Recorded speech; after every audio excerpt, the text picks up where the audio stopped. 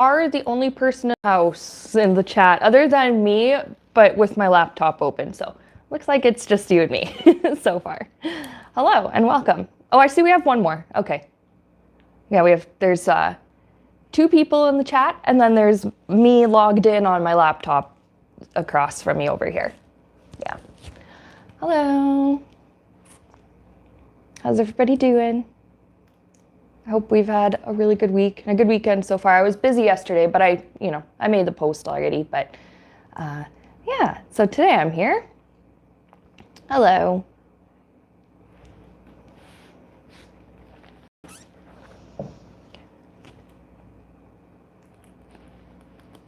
Oh, thanks. Yeah, I'm getting better at styling it. I had it rolled yesterday and I took it out and it was really, really wild. I actually really liked it. But then, it does settle down and then I slept on it and flattened one side. So I thought, you know what, we'll just pin it all over to one side and make it look like I did it this way on purpose. But yeah, I'm getting used to styling the short hair. It's been quite fun.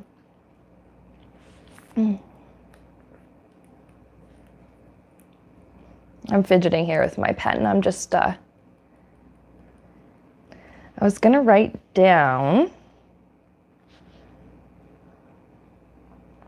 I don't know, since there's only a few of us in the chat, I don't really think I need to set up a queue or anything yet, but I thought maybe I would write down different ideas, what kind of things that you guys might want to see on the channel in the near future.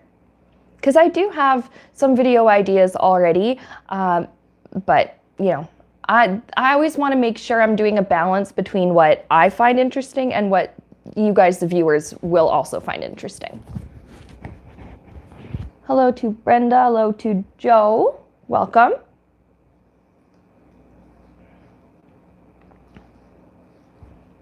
Good to see you guys here.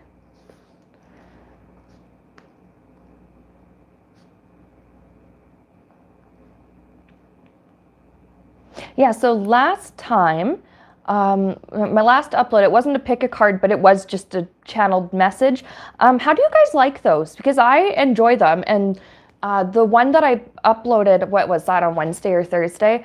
It was like literally that morning I woke up and felt like I was like compelled to share this message about big changes and it starts now. And so that video was actually quite fun to make, and it seemed like you guys really, those of you who watched it really did enjoy it. So let me know if that's something that you'd like to see more of. And I've never done this before, but I've seen other readers do it and it looks fascinating. I also want to learn how to do candle wax readings. I would have to learn how to actually do them and how they work, but that maybe could be something fun for us to try on this channel one of these days. Arbaz says, watching from India. Hello. We have Anik, we got Sister of Six, we got Sunil. Hello, welcome. I see a bunch of new usernames, so it's good to see you guys. And of course, to everybody who is a returning viewer, thank you for coming back. So I'm actually gonna write down on my list of ideas here, candle wax readings. And then I would use, I think, tarot cards also, just to get additional information. The candle wax readings are, I think, if I'm correct, that's more about channeling. And I think it must work similar to tea leaves, maybe, where you are seeing symbols, but you're also channeling information. I'm going to have to learn more about that. But if that is something that you guys want to see, or maybe even like we could practice together or something on a live or whatever. I don't have the stuff to do it right now. I mean, I have the candles, but I don't have a way to, set it up so that I can do it safely right now. But I'm sure I could figure that out. And then I'm going to write down for more ideas, pick a card. So for those of you who like the pick a card readings, what kind of reading topics would you like to see next? Because I know we already did like love predictions for 2025 for singles and couples. We did just general predictions for 2025. And I just asked Spirit to just show us like 3 things or something like that was happening. And then I have one more pick a card idea. And I was thinking maybe like a general reading or something. But if you guys are maybe interested in doing like monthly predictions, I know that could be something really fun to do.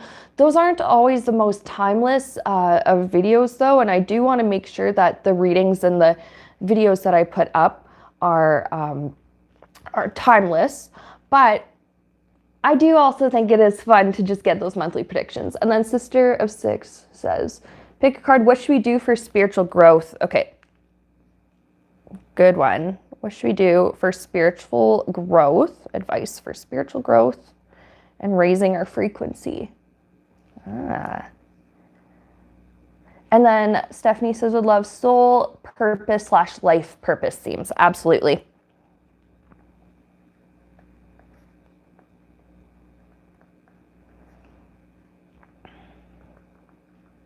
Okay, and then, yep, life purpose, soul purpose.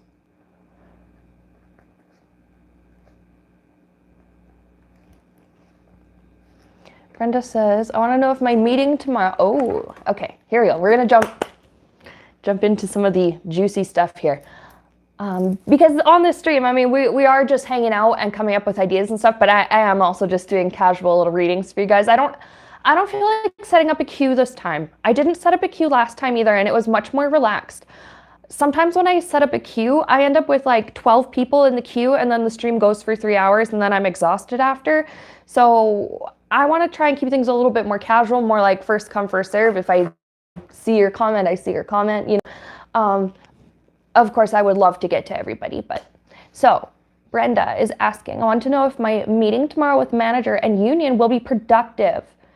Oh, and past life reading for pick a card. Ooh, I like that. Like past life reading, okay.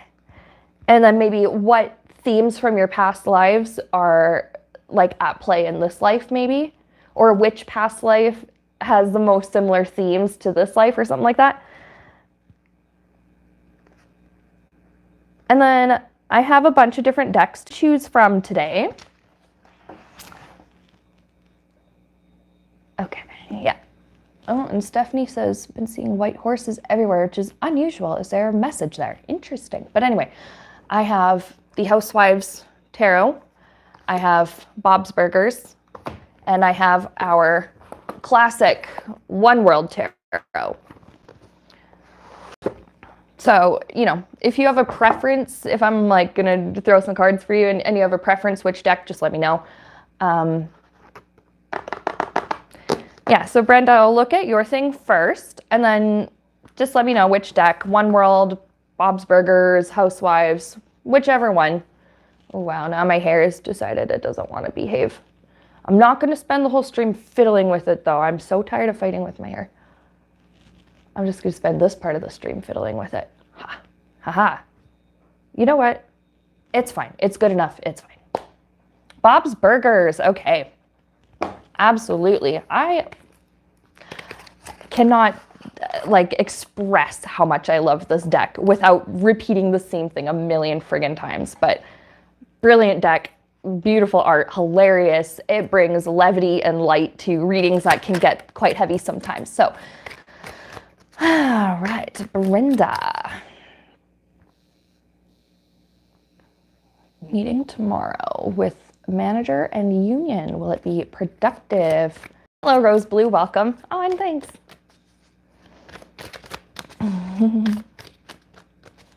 So Brenda's meeting tomorrow. Productive? Anything important to know before she goes into it? Let's see. What can we get from the Bob's Burgers Tarot?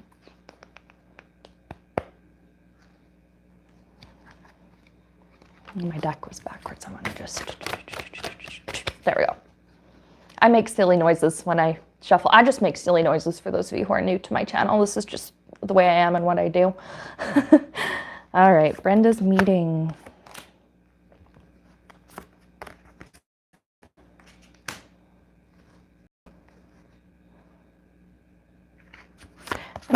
I'll show you what I have here. I gotta put them down and look at them. Let's see.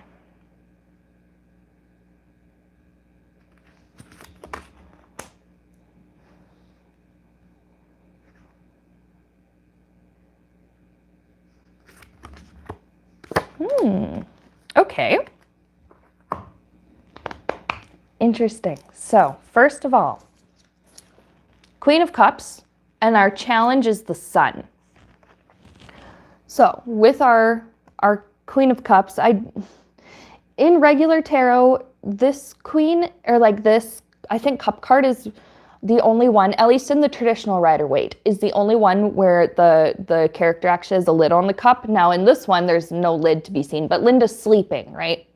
So she's not particularly open and expressive because she's busy sleeping. And in the regular traditional Rider-Waite, there's a reason why I'm going on this tangent. When she has the lid, when that queen has the lid on her cup, it's showing that there's stuff that she's not sharing, and that she's, well, I guess you could say figuratively even putting a lid on her emotions, and like being kind of stifled, being emotional and in touch with the feelings, but being able to connect with them, but not being able to express them. So maybe this is something you're kind of feeling. Perhaps it is maybe a worry or a fear that you have, that you're not going to be given a chance to speak up.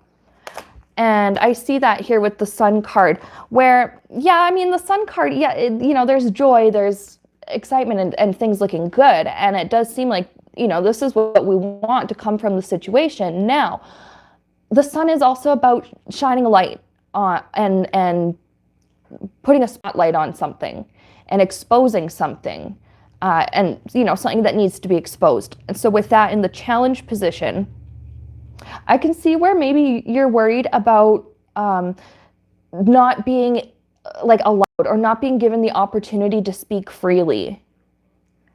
I do pick up there's kind of a hesitancy, and it's not that you don't want to speak freely. It's just that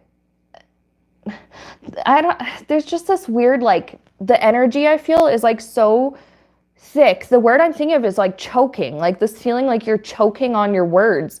But it's going to be okay. I think it is going to be very important that you do get a chance to speak up. Now, whoever it is have this meeting with, now you did say manager and union. I do have the feeling that the union is going to be there to encourage you to speak, whereas management is going to really hope that you don't say anything. Management is going to hope that you feel intimidated and that you feel, too afraid to say anything. And they're going to try and move the conversation along so quickly that it's almost like they're just not going to give you a chance. That's their goal. However, I do see with the Queen of Swords, you are going to actually speak your mind. And Spirit is encouraging you to do this, to speak your mind and be like, well, okay, you know what? I see exactly what you're trying to do here. You've been cutting me off. You've been talking over me, or you've been changing the subject before I get a chance to speak and even reply to what you said, or whatever it is that they're going to be doing. You're going to notice that behavior and call it out without fear. Okay. Six of Swords and Six of Wands together.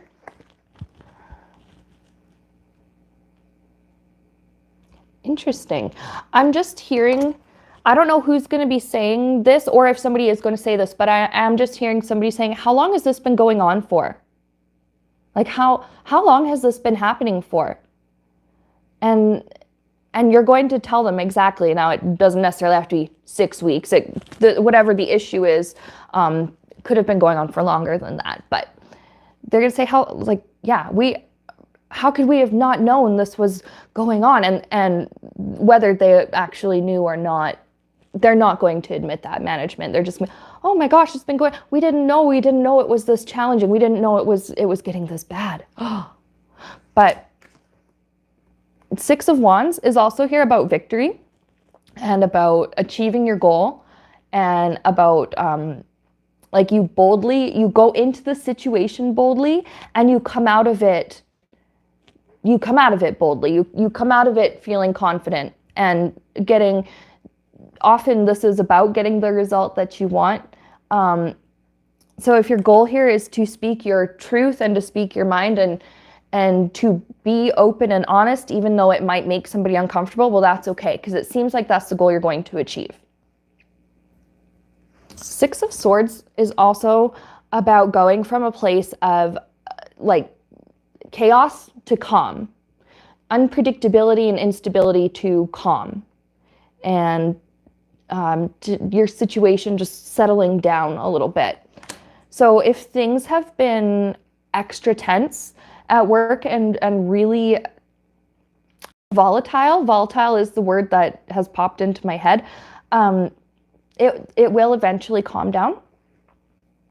Sorry, I'm just super itchy. All right, let's see if there's anything else to know.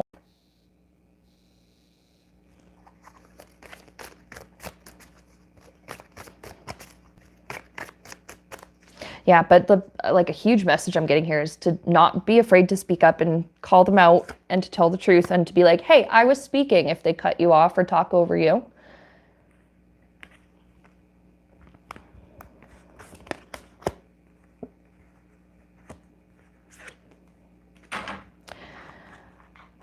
Yeah, volatile indeed, and quite toxic. I don't think it's union. I think it's management. They kind of want to get this rise out of you. Wait, that's not the card I was looking for. This one. They kind of want to get a rise out of you because in a way it's like they actually enjoy the conflict. It seems like you're employed by people who thrive on conflict and confrontation and drama. And that sounds like an exhausting place to work. And they're trying to get this rise out of you so that they can be like, oh, but that was unprofessional conduct when you got emotional during this meeting. Don't let anybody make you feel like your emotions are inappropriate for the situation and like that your feelings are uncalled for. Because you totally deserve to feel the way you feel, given whatever is happening around you. And your feelings are valid. Your experience of the situation is valid. It is 100% real to you. They may not see it the exact way that you see it, but that doesn't make it any less real or true or valid, right? And it's okay to stand up for yourself. And I see you being very restrained. Also, that Eight of Swords is also about restraint, where there are a lot of choice words I think you would want to say, but you're going to save it for another time. Because you don't want to cuss somebody out in the meeting because they will use that against you. But I just see you standing up for yourself and being strong and holding your ground. And they're going to try and spin that, oh, she's an emotional woman. But no, anybody with a brain looking in at the situation is like, no, you weren't giving her a chance to speak. So she finally just spoke up and advocated for herself. So that's what I have, for you, Brenda. All right, we got, looking at the chat, Christian Gray says, I am a man and I think I got pregnant by another man. I am scared to go to the doctor.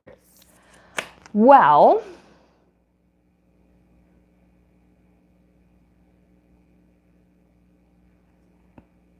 I don't know. My response to you is, one, do you have a uterus?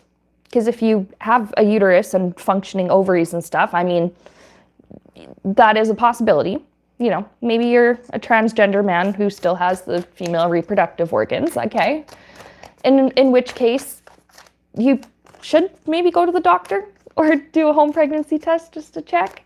And if you're, assigned male at birth and I know you're just being silly and trolling me, I'm just having fun with you, but You may want to think about the possibility that you encountered an alien.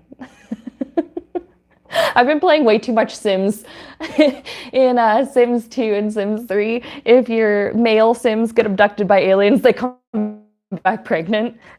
So, maybe you were just abducted by aliens. Okay. And then, let's see. Stephanie was asking if there was a message where she's been seeing white horses everywhere, which is unusual. Is there a message? And Rose Blue, I'll look at yours after I do Stephanie's. And Rose Blue, I see you're looking for One World Tarot. Steph, do you have a particular deck? Housewives, One World, Bob's, anything?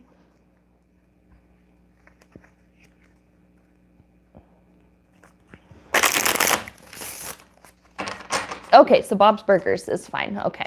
So what is with Stephanie seeing these white horses everywhere? Which, I mean, is cool. Horses are, I love them. They're gorgeous creatures. And they're cute. It's fun to watch them. But yeah, what's going on? Why are you seeing them everywhere? What kind of synchronicity is this? Let's see.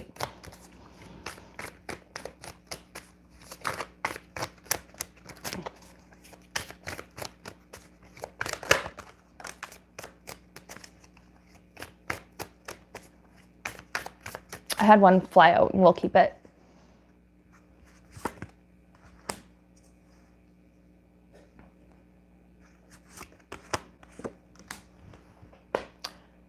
Spirits, this is really, no, I shouldn't say it's weird. I've been working with Spirit closely for the last 7 years. So I know when they're sending me something weird and when they're sending me something that they have to send me weird messages and show me weird analogies and stuff so that I understand what they're telling me. But the first thing I'm getting here, actually a 10 of Pentacles come flying out. And interestingly, I was being reminded of Humpty Dumpty. And I just kept hearing all the king's horses and all the king's men. Oh, Brenda, thanks for the super chat. It's all the king's horses and all the king's men. But instead of, how the nursery rhyme goes, they couldn't put Humpty together again. In this case, it's like you're actually being protected. So you're not going to fall or break. And it's like almost like the nursery rhyme or whatever is being sort of twisted up. So now it's like all the king's horses and all the king's men are here to protect you and catch you again, instead of can't put you back together again. Because I see with this Nine of Swords, like I love how there's maybe some Mother Mary type imagery here. Tina has this like blanket around her, and the spatulas are meant to be the swords, obviously in this case. But look at how the what do you call it? It's not the pointy end because it's not a sword, but the utility, the end that gets used is pointing away from her.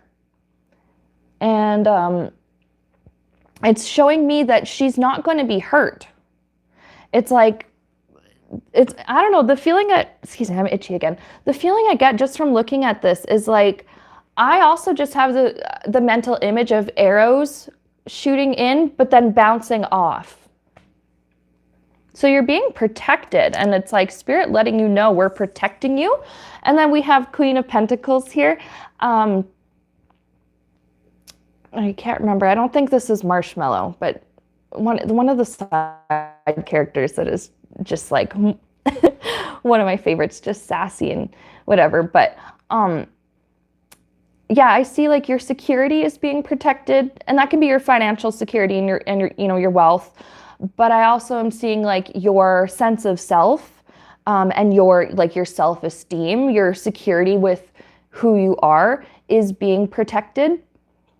And like Spirit's just saying like, hey, we're here to help you. They're helping you too. There are boundaries that you've put up recently that are healthy boundaries. But Spirit's just saying like, hey, we're here to help you to solidify the boundaries.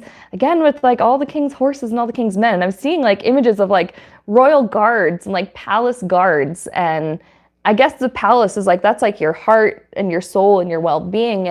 And you have Spirit just like literally guarding you and protecting you and keeping you from being harmed. Now, of course, sometimes in life we are going to get hurt and we are going to have uncomfortable experiences and learn painful lessons, but you're not going to stay hurt. You will always get back up again, and you will always be put back together. Which is, again, kind of, I was shown Humpty Dumpty, but what it means for you is kind of the opposite. That you're protected and you're safe. Maybe you're worried about falling apart. And Spirit's like, no, we got you. It's okay. And these white horses being sent to just like, it got your attention, right?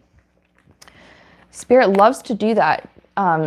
Communicate with us and get our attention in ways that we definitely notice. So I love this. You are protected and you're being safe, and you are safe and you are being guarded. All right, I'm gonna go back through comments. Okay, rose blue.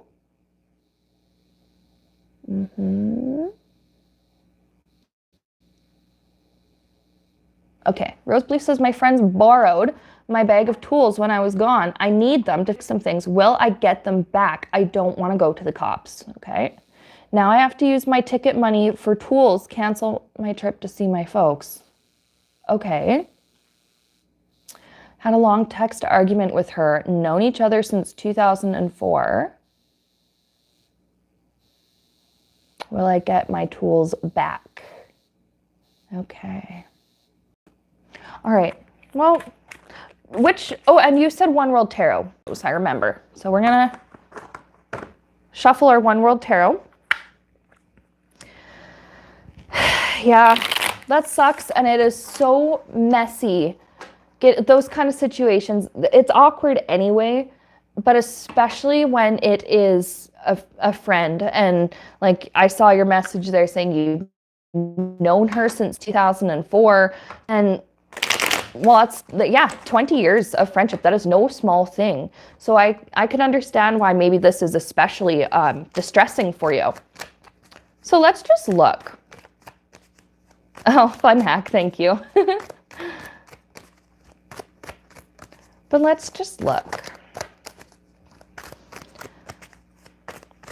What is the advice for Rose Blue for her situation, Spirit? What should she know? Ooh.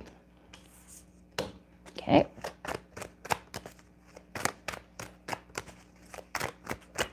I had one fly out and I'll show it to you in a minute. Okay.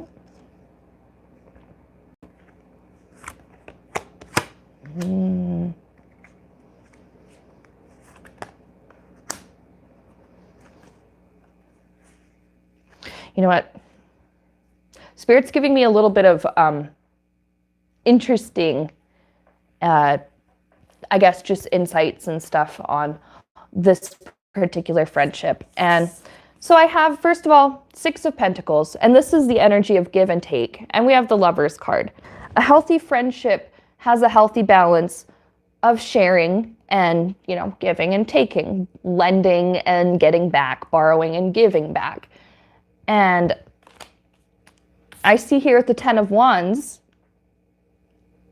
maybe you've been the one that's been giving more often than receiving. And perhaps this friend has been taking more often than she's been returning the favor, right? Because in a healthy friendship, it's mutual. There will be times you need to, support her and lend her things. And then there are times where she should be expected to support you when you need it. And, whether that's lending you like things or lending you her time, her energy, and it's like, who's doing most of the heavy lifting in this friendship? And I have a pretty good feeling that it's you. So Spirit just kind of wants you to think about that.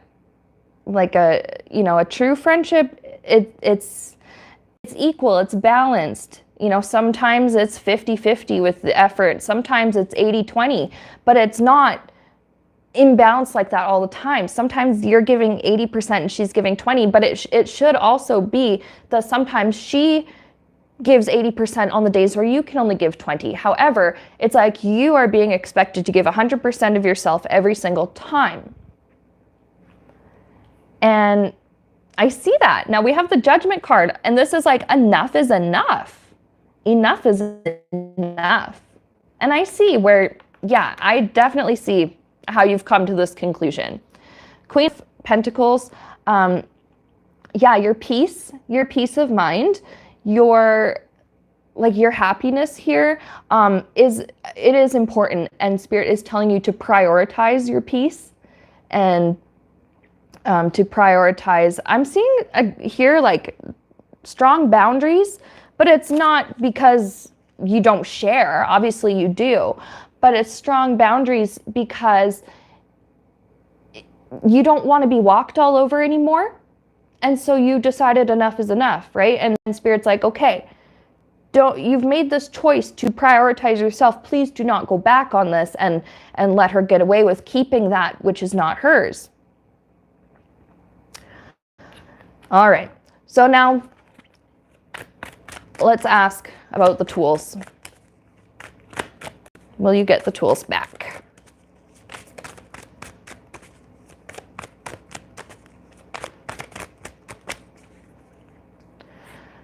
Will you get the tools back? Woo! Have them come flying out. Yes. Aces are my yeses. If we were to guess, estimate timing, perhaps in about a week. But for sure, that is a yes with the ace. Yeah, justice. I think I'm seeing this like tying up of loose ends, and I see where I can understand if you're ready to call it quits on this friendship. Because there's this feeling of tying up loose ends so that you don't leave things without closure and you don't leave things unresolved or unsaid.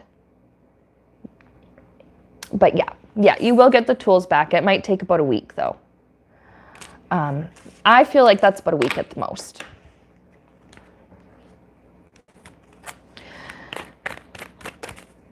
Brenda says in the UK we call it taking the piss. Yeah. We don't like necessarily say that same thing in Canada, but it's very similar. I have heard people use that expression before. So let's get some more advice here for Rose Blue. I had a card fly out. What was that?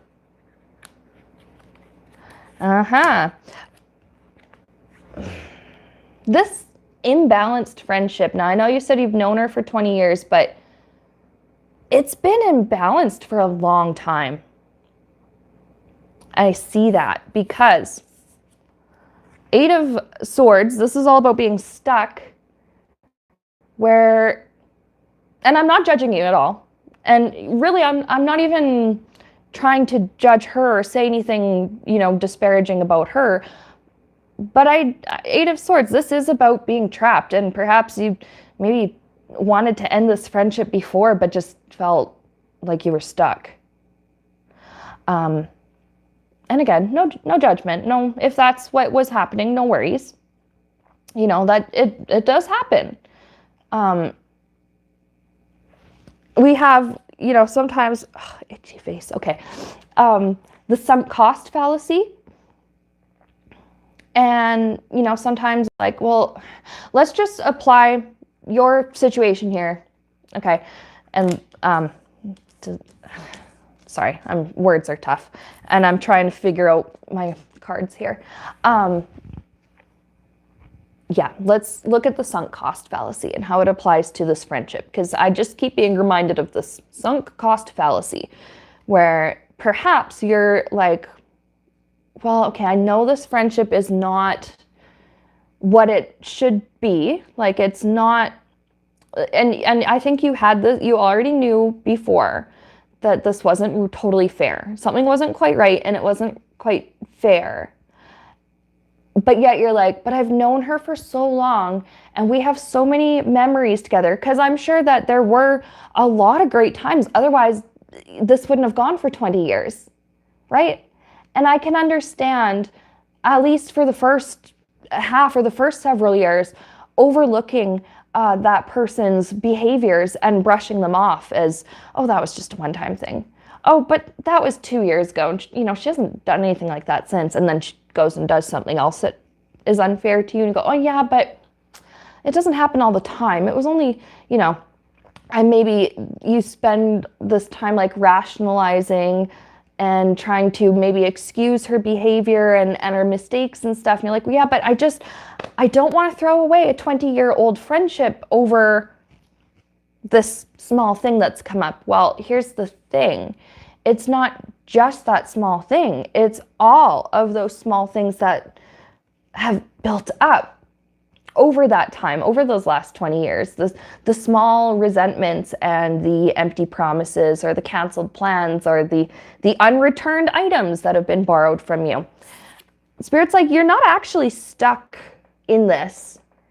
And I don't know how old you are, and if you're not comfortable sharing your age, like, don't worry about that. But I do have the feeling you're older, and I'm hearing, well, it's too late to start over, but it's not. Spirit's also saying here with this hermit that it is often better to be by yourself for a while than to be with people who use you, and with people who take advantage of your kindness, and people who take advantage of your trust. Yeah, last straw. I see that where your comment there. The straw that broke the camel's back. And,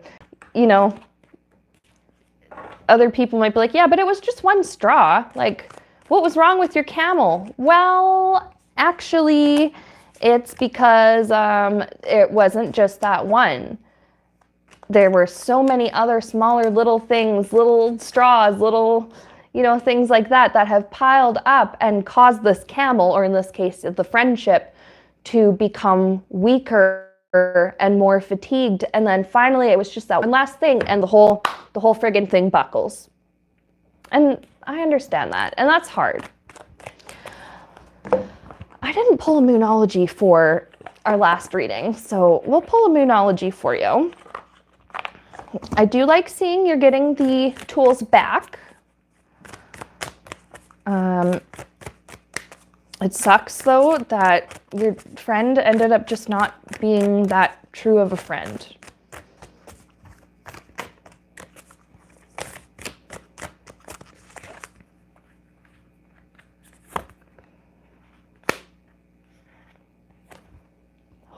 We have hold your vision with fixed moon. Yeah, I don't know if you're going to go to actually confront this person, or if you're going to do a thing where because there are multiple ways to end a friendship, or if you're going to do the thing where, you get your stuff back and then do the slow fade. I'm not really sure what your approach is going to be, but with this hold your vision, there's this like stick to your guns and your boundaries, because this person, she might try and manipulate you. I just have this feeling of like this person being emotionally manipulative and being like, but I thought we were best friends. What about the last 20 years? You're going to throw that away over some tools? And then this is where you're like, well, it's not actually about the tools. It's more than this. It's the principle, kind of, I'm seeing something about straw man. I know that's like it's a term that has to do with like arguing and debating, where the argument she's building up isn't what she's trying to defend or whatever, is not the actual situation, and it's like kind of a distraction. Yeah, and she's going to be, trying and like distract from the real issue, and you're going to be like, no, this is how I feel. You took these things without asking. I just saw your comment here where you say didn't ask. Her husband borrowed them. you know, you guys didn't ask. I need them back. This is not fair. This is not right. You know, whatever you're feeling, you know, let her know how you're feeling. And she tries to manipulate or guilt. She might try and guilt you. I do feel that is something she would try to do. Again, not trying to say anything like bad about her or say that she's a bad person, but I'm just saying it's a behavior that you need to be aware of and not fall for with that hold your vision. Because you're in the right and your feelings are valid and your frustration is valid, and she's going to try and make you feel like it isn't. And I don't know if she's going to like, I don't get the feeling she will like purposely gaslight, as in like purposely try and make you question your perception of the situation or of your reality, but she might unintentionally. And again, Spirit's just like, nope, you know your truth, and you know why you're standing up for yourself. And so, yeah, don't let her manipulate. Don't let her guilt. Don't let her distract or, what is the other word I'm looking for? Evade. Not to evade the actual situation that you want to talk about with her. Yeah. You said she gets mad at him, then vents to me. I tell her, yell at him, not me. Exactly. You're not her therapist. You're her friend. And sometimes friends do want to, oh, well, my husband and I we had an argument, and, you know, I won't go into details. It's fine. We figured it out, but I just feel so frustrated. See, I think that's okay for friends to do. But for her to dump all of it on you and expect you to have the solution and expect you to be the comfort for her, that is unfair. It's unrealistic and it's unfair to dump that on a friend, no matter how long you've been friends or how close that you might be. There are some, it's not your circus and it's not your clowns, really, is what's happening here, is what I'm trying to say. Okay, so that's what we have for you, Rose. And then next we had Maria, and then Princess KK. Kiki? KK? I always say KK because there's an Animal Crossing character named KK Slider, and he's a very cute little like Jack Russell puppy dog, and he's the musician. So once a week he'll come to my Animal Crossing island and perform for everybody, and he's so super cute. So for some reason I always just read your username as KK and I think of that cute little Animal Crossing villager. So Maria is saying she's had a tough time both physically and mentally due to an accident. So Maria, if you're still in the chat, do you have a preference for which deck that we use? Or no? Because if not, that's totally fine.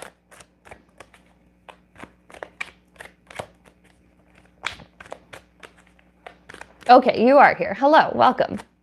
Do you have a preference? One World Tarot, Housewives Tarot, Bob's Burgers. I mean, I have tons of decks to choose from, but I have 3 on my table with me right now. No preference, you choose. Okay. I have the One World Tarot in my hand, so we're going to shuffle it and use it. So struggling physically and mentally from ever since you were in an accident, and I'm very sorry to hear about that happening and that you're struggling.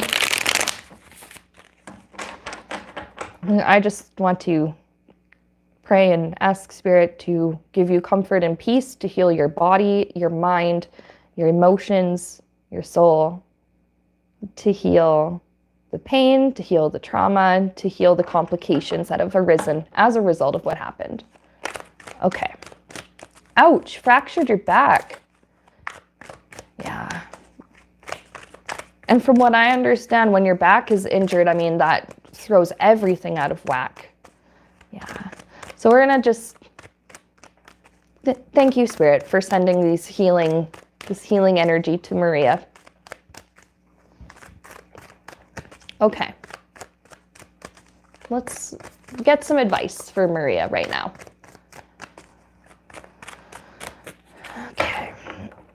Advice for Maria.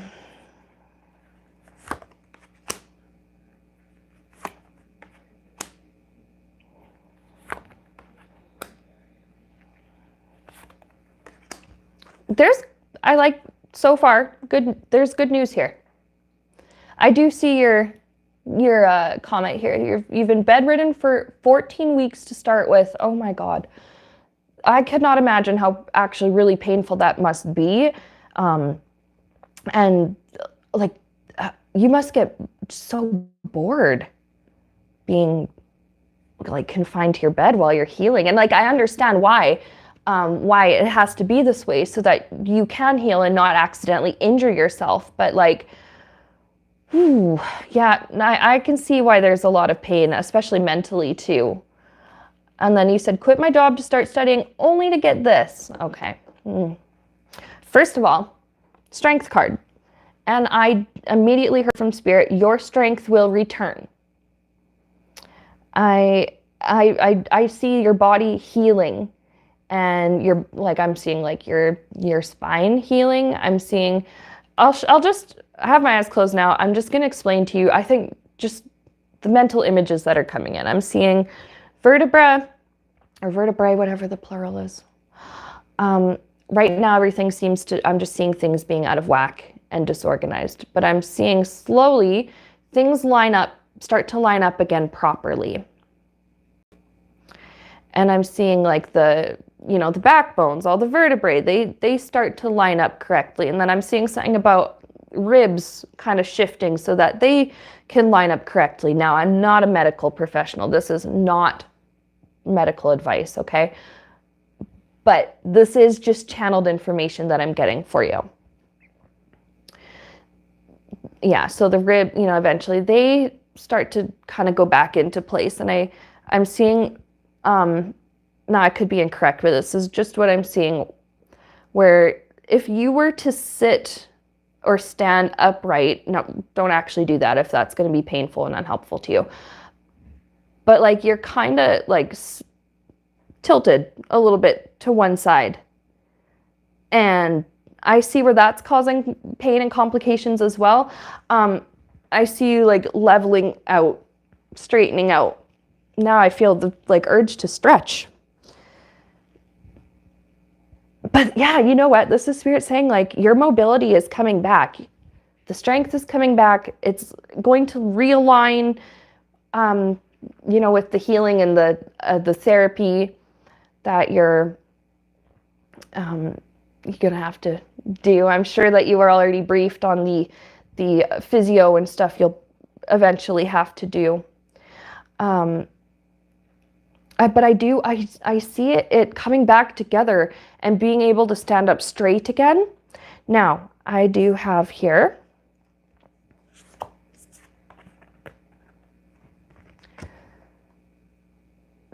Four of Wands, peace and harmony, but, okay, and it's a wedding on this card, but Spirit is giving me the word marriage.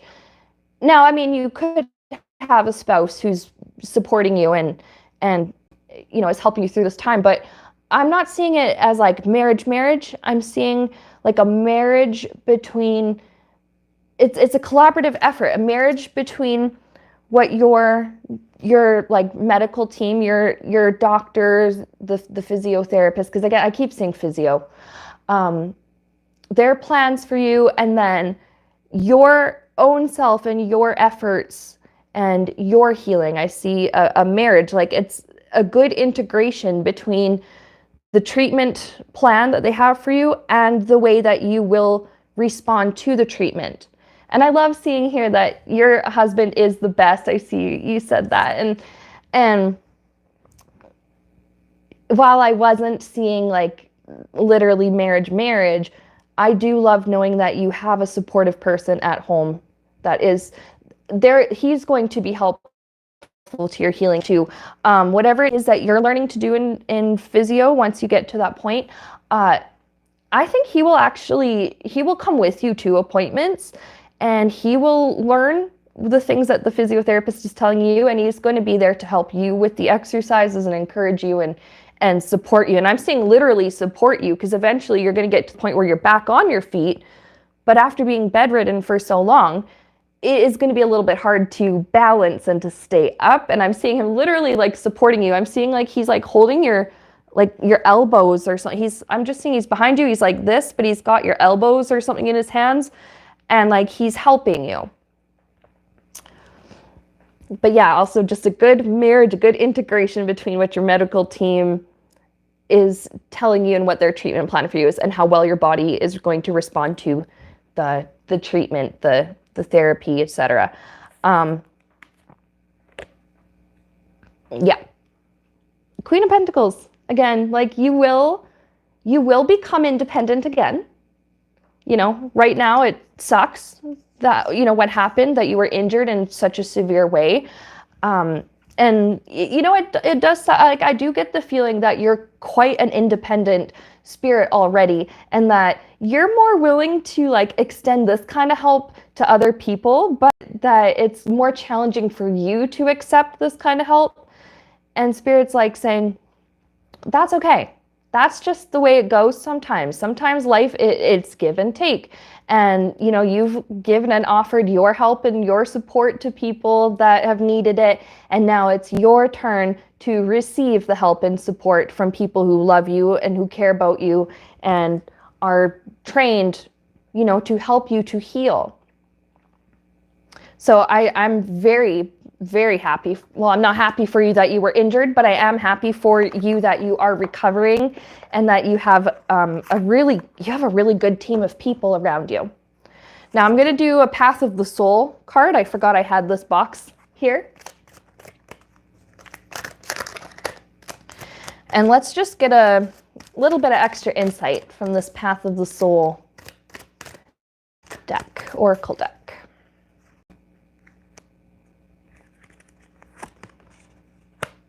And these don't have writing on them, so I will just give my insights, what I pick up, and then we'll go into the guidebook. So this is card number 13. I'm trying to show it so that it doesn't have the camera glare so bad. But maybe you can see it. Anyway, it's like it's red, but then close to the bottom here, there's this little grouping of, it looks like little lights and little shapes, little fractals. I'm seeing this is like root chakra, sacral chakra energy. This is, while your back is physically healing, I'm seeing from Spirit that this is also an opportunity to heal energetically, and to work on this root chakra healing. That root chakra is at the very base of the spine, and then the sacral chakra, the one right up, it's at the here, kind of the small of the back a little bit.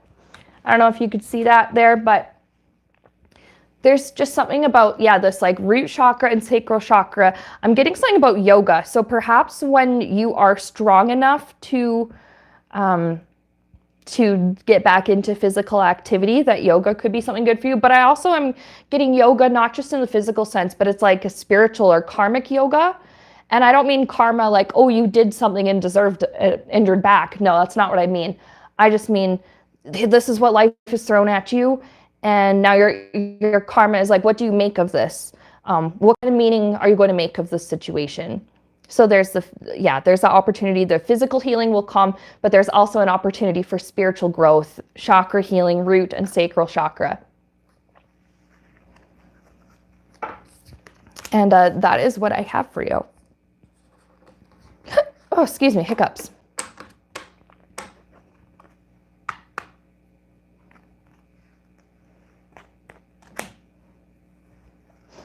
Okay, I'm going to go back through the chats, because we have Princess KK, Craig, and okay,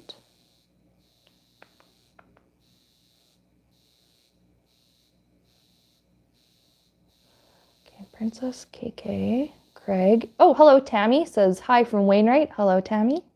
Hi from not Wainwright, but close. East Central Alberta.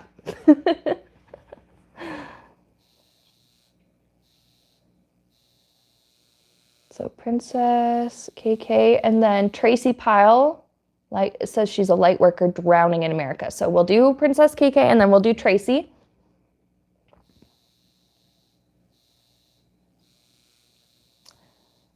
Brenda says, would I consider Reiki sessions in the future? They were really good. Yeah, I still love to do Reiki.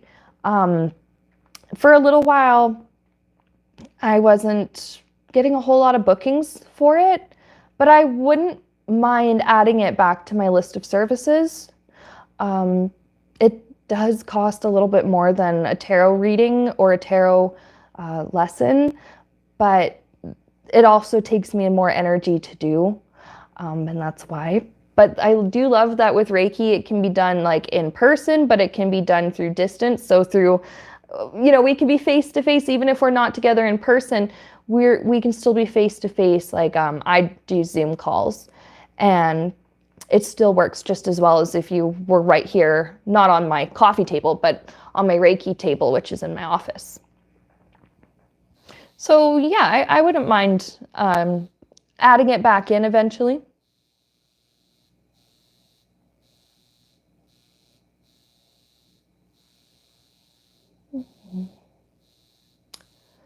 And then Princess KK, where is... I can't find your question. I just know you want... Or did you... I can't find it. Was it one asking if Spirit had messages for you? Or was it something specific? I'm trying to go back and find it.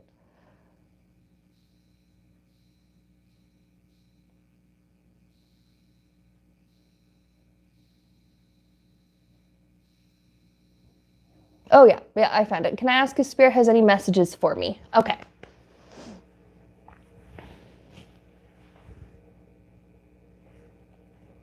Did you have a particular deck you wanted to use?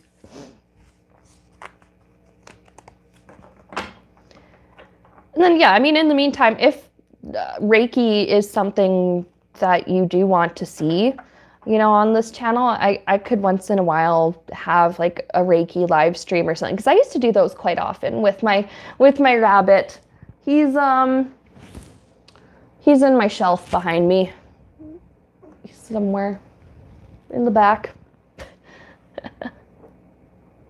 And I do still use, his name is Rainbow, and I do still use him when I work on clients, like through distance healing sessions. Princess KK says, thank you, feel free to use what you were drawn to. And you know what? I haven't used the Housewives Tarot yet on this stream. So this is the deck we're gonna use. So messages to Princess KK from Spirit. From her guides. Getting that word family. And it feels like a heavenly family.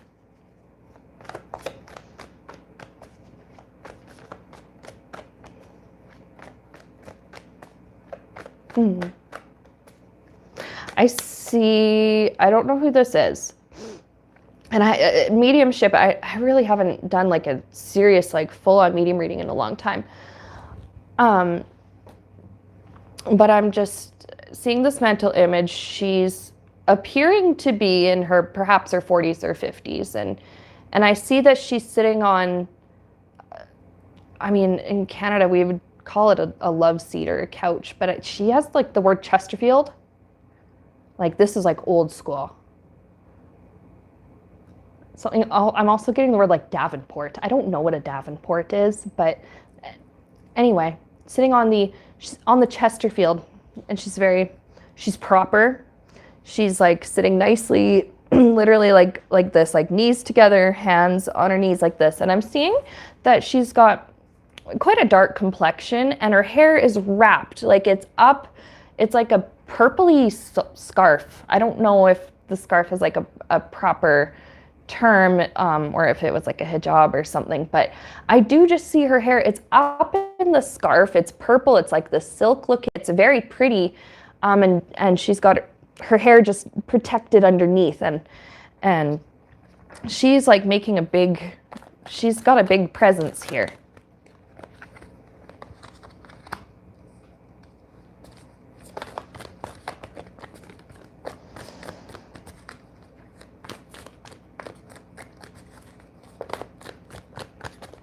And now I have Queen of Pentacles, and with this message I'm getting, I did first hear from her, like, I'm here to take care of you. And like, this is somebody who's known you since you were very young, because she calls you baby.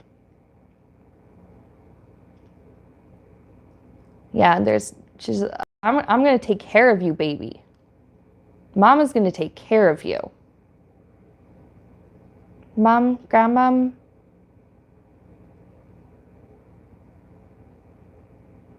Grandmom, possibly. Like, this feels like this energy, like if I feel like she goes quite far back. Anyway, she's taking care of you. But she also sees where you are capable of taking care of yourself. And she's encouraging you, like, to keep going. She admires your independence. As when she was around on Earth, she was quite independent herself, but she lived in a more patriarchal society, you know, where women didn't really have the freedom legally or socially to pursue their own, you know, careers, or to pursue their own interests and stuff. So she sees that this is what you're doing now, and how, like, you're doing the things you want to do. You're standing up for yourself when you feel that you need to. You advocate for yourself. And like, she's very proud to see that. I also have like this moon card here, and interesting. I'm just hearing this message of like, pay attention, watch this is going to sound funny, but it's like, watch what you're listening to at night. A lot of people do just fall asleep with the TV on, or with YouTube or whatever. And sometimes what we fall asleep to and what we wake up to are completely different. And the messages, even though we are asleep, we can still become receptive to certain messages, especially things that repeat again and again, or like, you know, themes or things like that repeat again and again. So there's something about just making sure that what goes into your ears while you're sleeping, you know, it goes to your subconscious.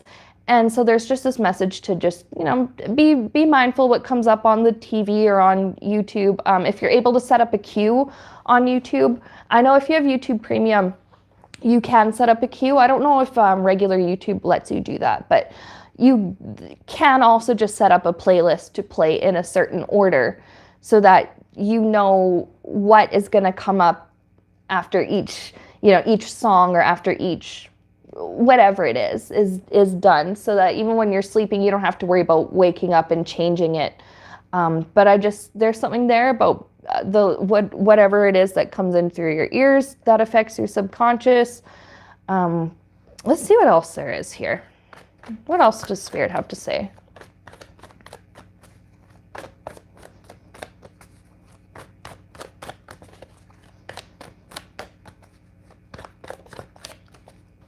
I'm being reminded, this is a Sunday school song. It's like, be careful, little eyes, what you see. And then there's a verse that's, be careful, little ears, what you hear. Be careful, little ears, what you hear. I don't remember how the rest of it goes, but there's like a reminder of that. Like, just the media that we consume does have an effect on us, even if we don't consciously believe it does. So there's a message there about that.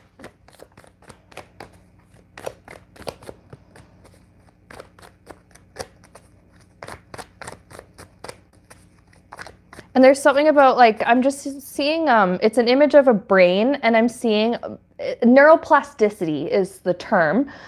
And but I just see this image of a brain, like, stretching and forming and changing and adding new connections, because I'm seeing, like, connecting the dots in different areas of the brain, and these like pathways light up and stuff. And there's just something about like, be careful or be mindful of what is playing in the background, what you're listening to, what you're watching, and what you're doing when these new connections in the brain form.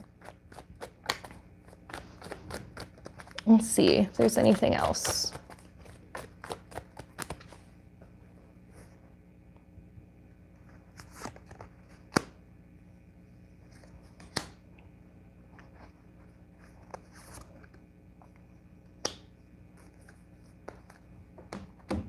Okay.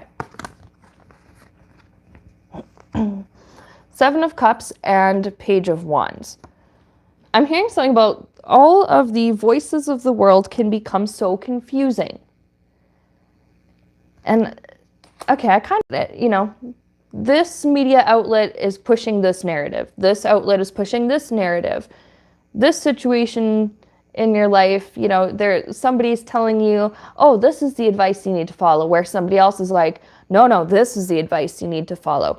I'm just getting something about all the different voices in this world can become very confusing, especially when everything is coming in all at once, and there are multiple ways to solve a problem often.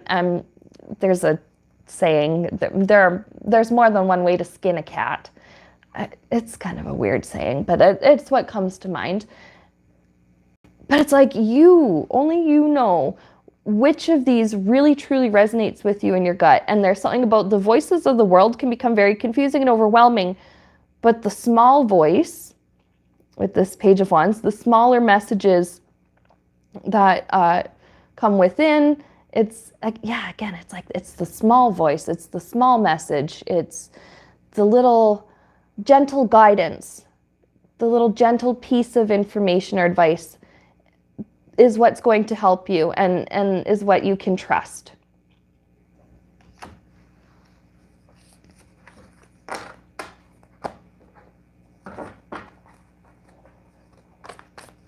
Okay, we're gonna pull, I didn't even I was like, oh yeah, with these Path of the Soul, we'll go into the guidebook and stuff. And I didn't for our last person, but we're going to do another Path of the Soul. And Spirit is telling me we're not going to go into the book. We're going to just channel.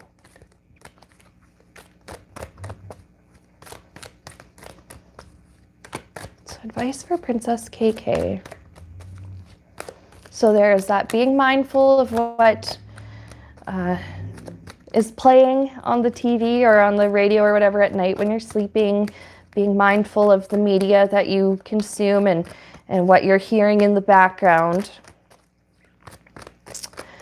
And then there's that, yeah. Sorry, it's hard for me to like think, channel, shuffle at the same time. And then, yeah, there's that being confused and overwhelmed by everybody's different point of view, but still trusting that still small voice within. Anyway, Path of the Soul, we have number 14. They look like little baby footprints. Like it almost looks like a sonogram. And the baby has their feet, you know, right up against, against the walls of the uterus or whatever. And how it looks like, you know, they go over, they put the goop on your belly and they have the wand and the whatever. And they take the image and it just looks like the baby has their feet out like that. It's cute. But yeah, so I pick up the strong, like, it's baby steps. You've been going through a very transformative time spiritually. And this is, I think, why Spirit and why this, I do really feel like it was an ancestor that had come in to talk to you. Why they just warned you, you know, just to be mindful. Again, and I've said this like 4 times and I repeat myself often, but yeah, to just be mindful what you're listening to, what kind of media you're consuming, etc., because you want to as you're growing spiritually, have more like constructive, that word constructive comes in, more constructive influences around you as you're growing. And then again, with these like little baby steps, as you're like changing internally, your outside world might not be looking much different right now. It might still look the same or similar to how it always has, but the change and the transformation is still there and it's still happening. It's just going to take some time before you actually see it materialize in the physical space around you.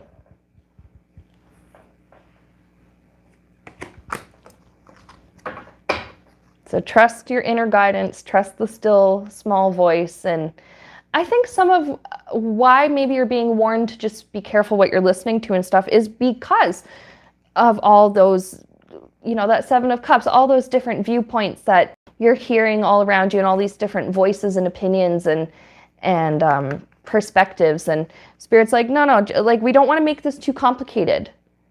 Just focus on you and your development and your intuition and what messages you are getting. And I do see a lot of spiritual and divine messages coming to you in that dream state when you're sleeping.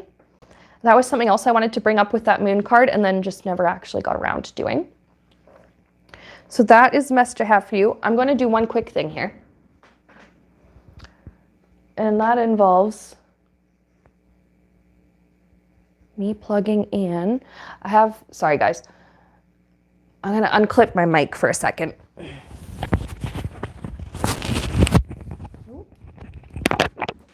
going to get a lovely view of my fan and my stuffed toys.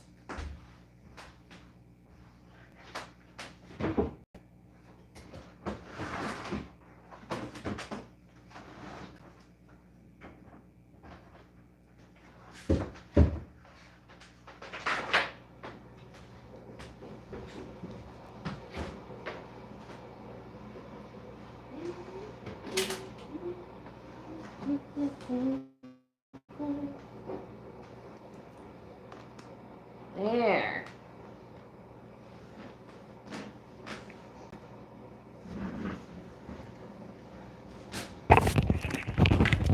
Okay.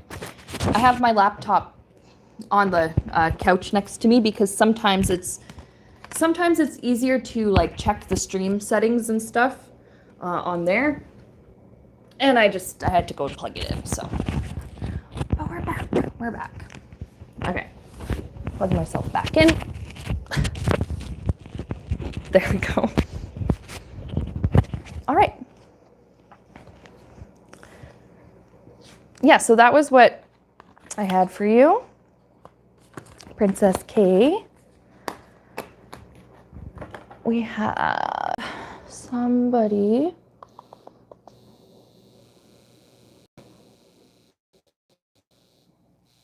Tracy, that's who. One World Tarot, please, light worker, drowning in America. Yeah, as a Canadian, all I can say to my American neighbors is that I offer you my condolences. Oh, Princess K, thank you for the super chat. But yeah, that I offer you my condolences and you know, I care about what's happening in the States. I don't do political readings on this channel anymore.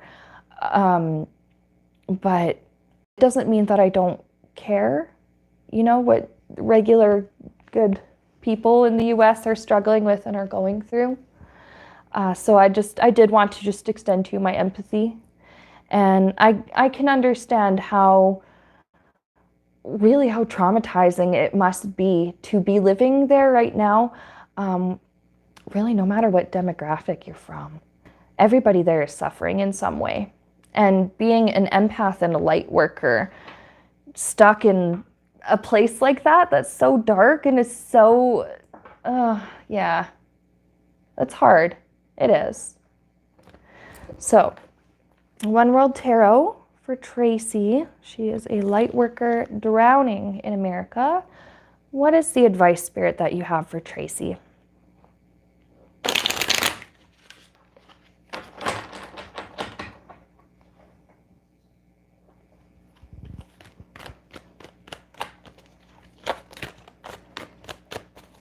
The first thing that comes to mind while I'm shuffling, I heard this, it was like a big, bold voice. It was like, this will pass. This will pass. It's going to pass like a friggin' kidney stone, but it will pass, okay? We have first 9 of Swords.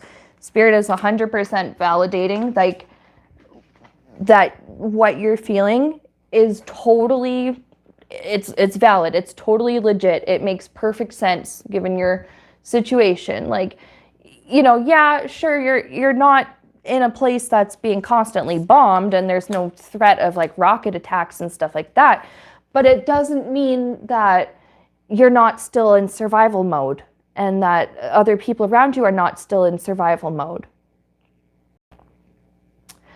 And so Spirit just wants you to know that just because there are different things happening in other parts of the world that are, you know, worse or look different than what you're currently going through, doesn't mean that you don't have the right to be afraid and angry and frustrated and confused and whatever other feelings come up.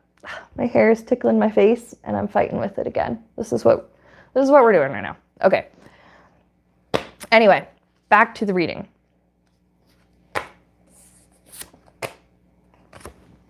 We have 2 of Cups, and this is Spirit saying to like seek out companionship from people that you have mutual love and respect and trust for, and people that feel the same way as you.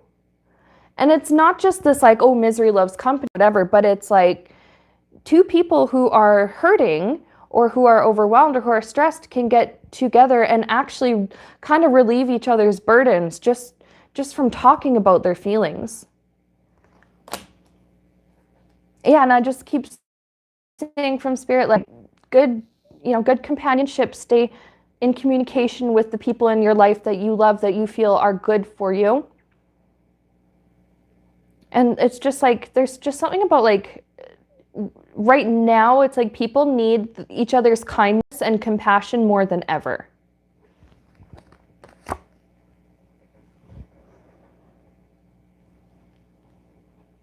I just heard from Spirit. Eventually, you will get someone in seat, like in the seat of power is what I'm saying, in the seat of power. Somebody in power who has half a brain.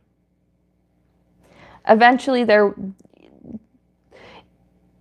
when you know who is, you know, done and gone, and because this is that person's second term, they're not going to be allowed to come back. First of all, hallelujah, rejoice, they're not going to be allowed to come back after this. There will be somebody else after who is not going to give people reason to just always be worried and angry. It seems like, and this is not, I'm not trying to turn this into a political reading at all, but Spirit does want me to give you this information that eventually there will be somebody elected in the future that does know what they're doing and doesn't need to be babysat, and that, you know, the civilians are not worried about their own health, safety, and well-being of their lives. And I can understand. I see where you're saying it's hard for you to reach out, and I understand that. I can see that, especially when people are so divided. I mean, I've noticed it in just kind of in general, but especially in the US. Families become divided, and you know, friendships break up because of differing views and stuff like that. But just to seek out companionship. Sometimes we meet somebody unexpectedly, or we can go to support groups, or we can talk online, or it's just, you're just being told to still stay in contact with good people. What else? What else is there to know?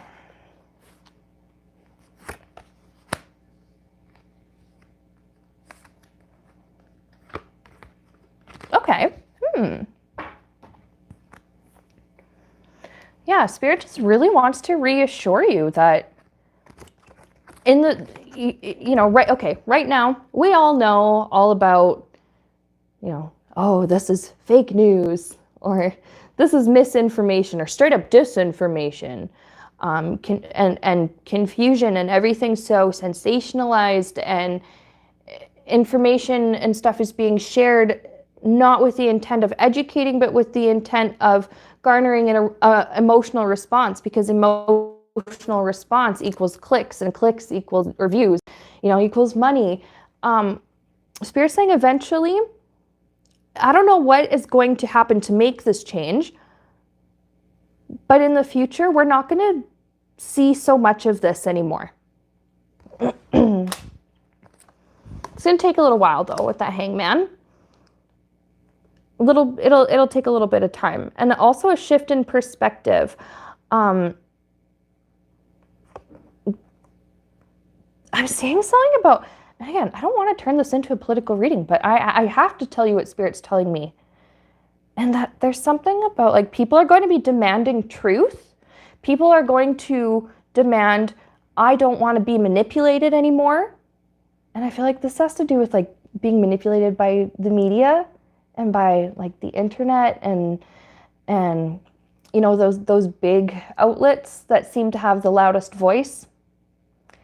People are demanding, no, we want truth and objectivity. I don't want a rage bait headline. And I don't want to read this article that isn't giving me all of the facts, but just feeding me enough so that I can have this emotional response and leave this comment, and that brings engagement and make you more money. That is going to change in the future. I don't know if there's going to be legislation or something, but there's something about public outcry, and demanding that we not be lied to, and demanding that our emotions are no longer played with. I have the mental image of marionettes, those puppets, and there are strings, and you hold the wooden thing and you manipulate this way to make it look like his arm's moving and his leg is moving. I'm getting the mental image of the strings being cut. Yeah, people are demanding no more. Just stop manipulating us. So eventually there will be I'm hearing an age of truth, and again with that objectivity. And it's like we're done having our feelings and our hearts being played with and used like pawns in some kind of game that we did not consent to being part of. Any more advice for Tracy, Spirit?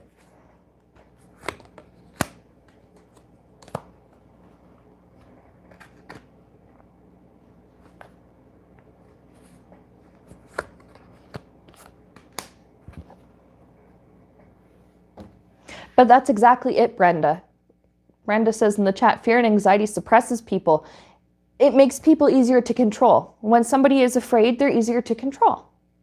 When somebody has been conditioned to disregard their own intuition, to disregard their own gut feelings, to disregard their own internal guide, compass, they're much easier to control. Yeah. Tracy says, I've turned off the news a while back, but still struggling with migraines and emotions. Yeah. And we can go into that in a second.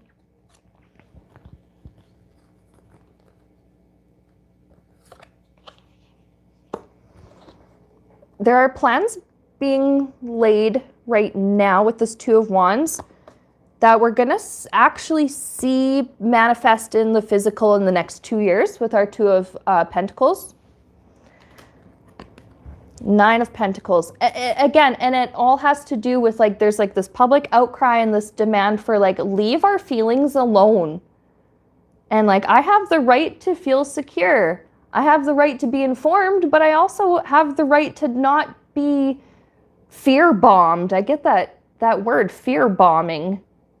I don't know if that's a real term, but that's just the Spirit just dropped in. Because we all know what love bombing is, right? When somebody manipulates us and tries to gain our trust by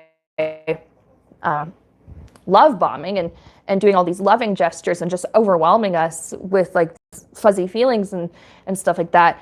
And it just seems like the what's happening right now with our media and stuff, especially I say our because I think it happens everywhere, but in the US especially, is the fear bombing and constantly just giving people, oh yeah, bad news here, desensitizing also. Desensitizing people to tragedy and bad news so that they come to accept it as, oh yeah, that's Tuesday in America, instead of being righteously outraged and being like, no, hell no, we demand change. They want us to be outraged at the wrong things so that we're not putting our energy toward what is actually important. But I do feel that in the next, like I just said, there people are making plans right now, perhaps writing up, because I just keep seeing like legal stuff. So maybe somebody's working on like a bill or something that they could eventually try to pass into law. But the right to feel safe and the right to, again, just to feel secure and like just not having our feelings played with. Yeah. The right to feel safe and secure. So, okay, Spirit, what about Tracy and like the migraines and the empathy? Okay, well, here's an exercise Spirit wants everybody watching this, whether it's live or replay, to do. And that is to, first of all, we're gonna sit back or lay back, whatever you're doing. Just take some breaths.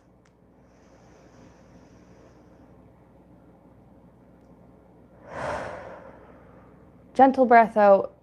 The next breath in, the next breath out is going to be a little bit more forceful than the one before it.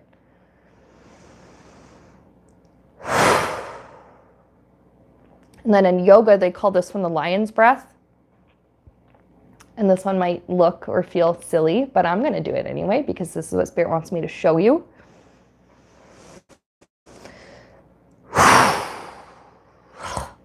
That big breath out, the biggest, loudest, most forceful, obnoxious even breath out that you have done all week.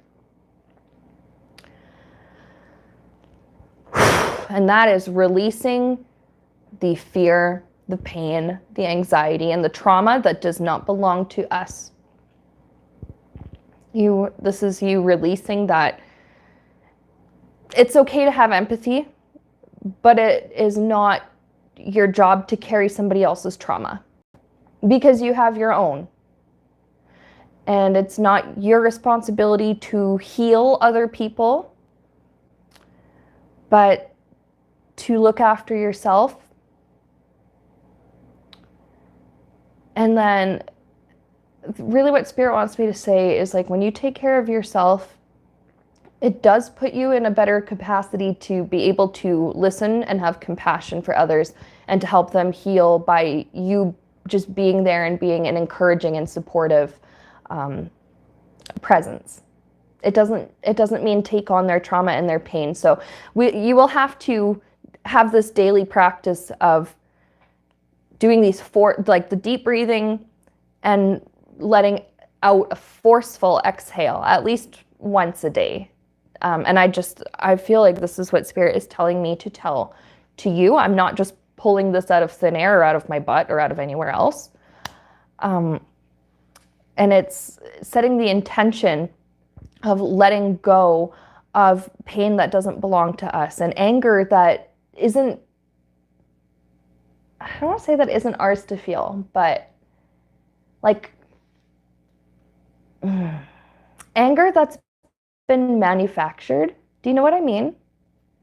Where it's anger that other people want for you to feel with like the rage bait online and the emotional, headlines and everybody's so on guard and so like quick to snap and stuff lately, and you don't have to carry any of that if you don't truly feel it. Let's do a moonology.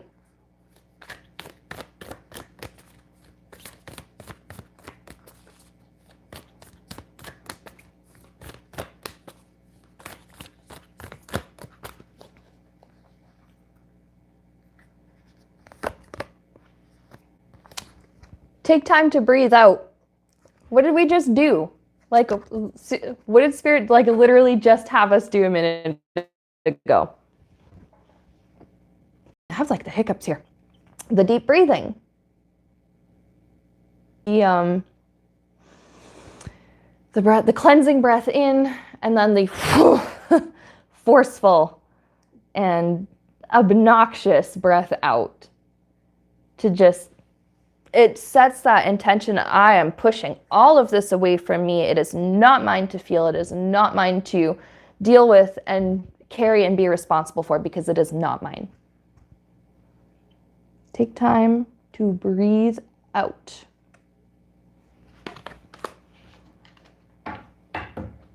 And the other message on top of that, that things are going to get better in the future.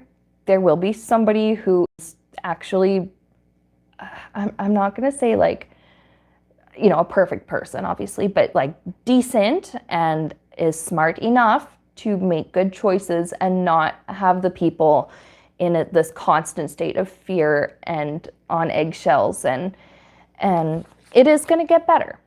People are going to demand that their emotions not be toyed with and played with, that they be given their news and their worldly information in an objective way that is meant to inform and not to provoke.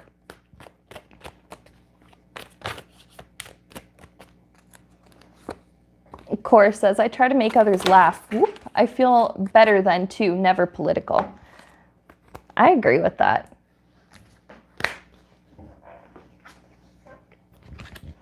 I've always thought that humor is one of the best ways to cope, and it's not the only way. And I think it shouldn't be the only way to cope. It should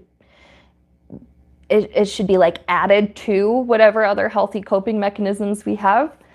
But there is something to be said about using humor, even if it's a little bit morbid and dark, but humor to get through these kinds of times. Laugh so that you don't cry, basically. Laugh so that you still feel something that isn't anger or fear or pain. Okay. Hello to Alex. I see you just joined the chat. Using gratitude to stay balanced here in the US. Roof overhead, food, etc. Yeah, and gratitude, of course, I agree with you, Core Smith. Extremely important. But you can be grateful for the things that you do have and the things that are going well, and still feel afraid and still feel like you're drowning and still feel quite traumatized by what is happening around you and in your country and in your world and stuff around you. Those feelings are all 100% valid, but I do agree with you also that gratitude is it is that small thing that is going to make things that just tiny little bit better, Yeah. So that is what I have for you, Tracy. I really hope I know things are going to get better, but I hope that until then, things in your personal world get better and feel okay, and that you have some peace of mind and that you can stop feeling as though you're drowning. Yeah.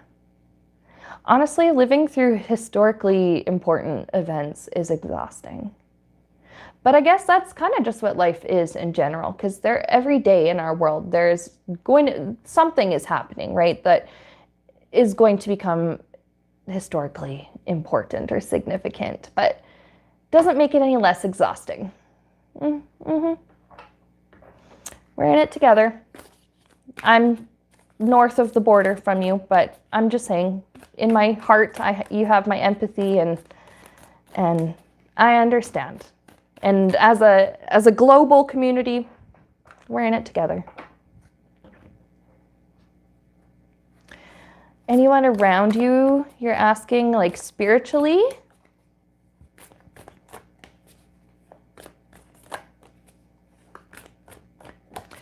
Again, okay, well, I don't know exactly what your spiritual path or any kind of religious path or upbringing is, but I do have the image of a dove that surrounds you. That reminds me of Christianity. It reminds me of like, well, how the Holy Spirit descended in the form of a dove. It's like you're being surrounded. I feel like it's Father, Son, and Holy Spirit, and it's in the, yeah, and that's why I'm being shown this dove, that it's like God is around you. Now, people can call that God. I often just call it spirit. Some people say universe or source, or all that is, but that kind of loving energy, divine energy, like that is around you. Yeah.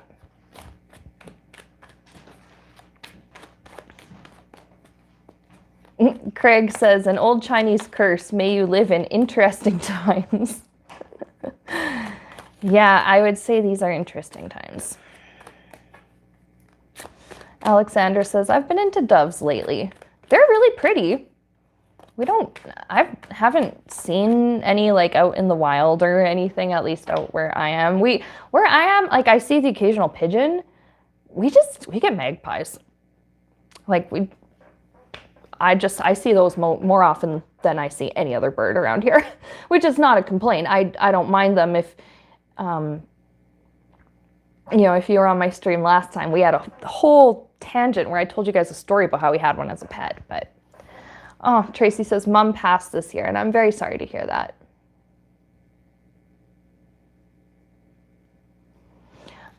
But yeah, I just feel like there's just this like divine love energy that surrounds you. Let's see. Tammy says, I haven't had a reading in a couple of years. Just wondering if I could have a card pulled. Okay.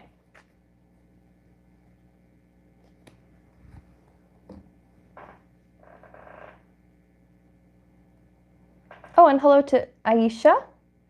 Welcome. I saw your question there too. So we're going to look at Tammy, and then we'll look at Aisha.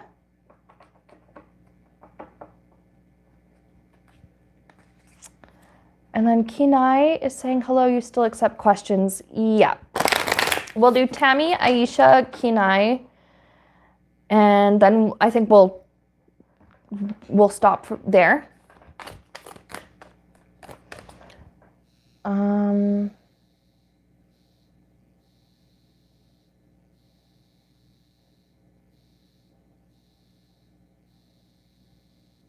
Craig did also ask if his spirit guide Claire had a message for him, so we'll do that as well. Okay, so Tammy hasn't had...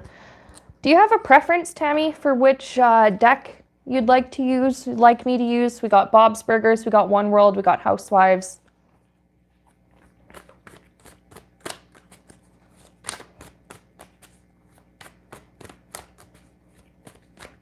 Let me know. No preference? Okay. Oh, bye, Sister of Six. Thank you for watching. Thanks for hanging out. Okay. So Tammy hasn't had a reading in a while. Let's pull a few cards.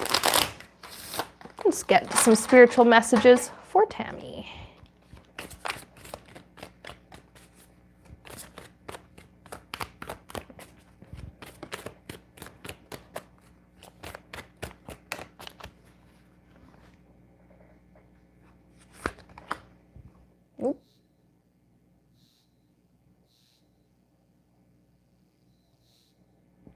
You guys probably heard my phone buzz. I forgot to put it on silent. Sorry.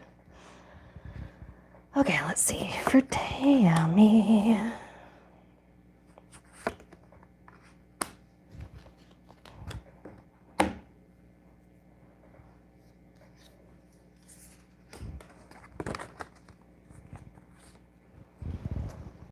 Okay, Queen of Cups. Again, with this imagery of like Linda sleeping. And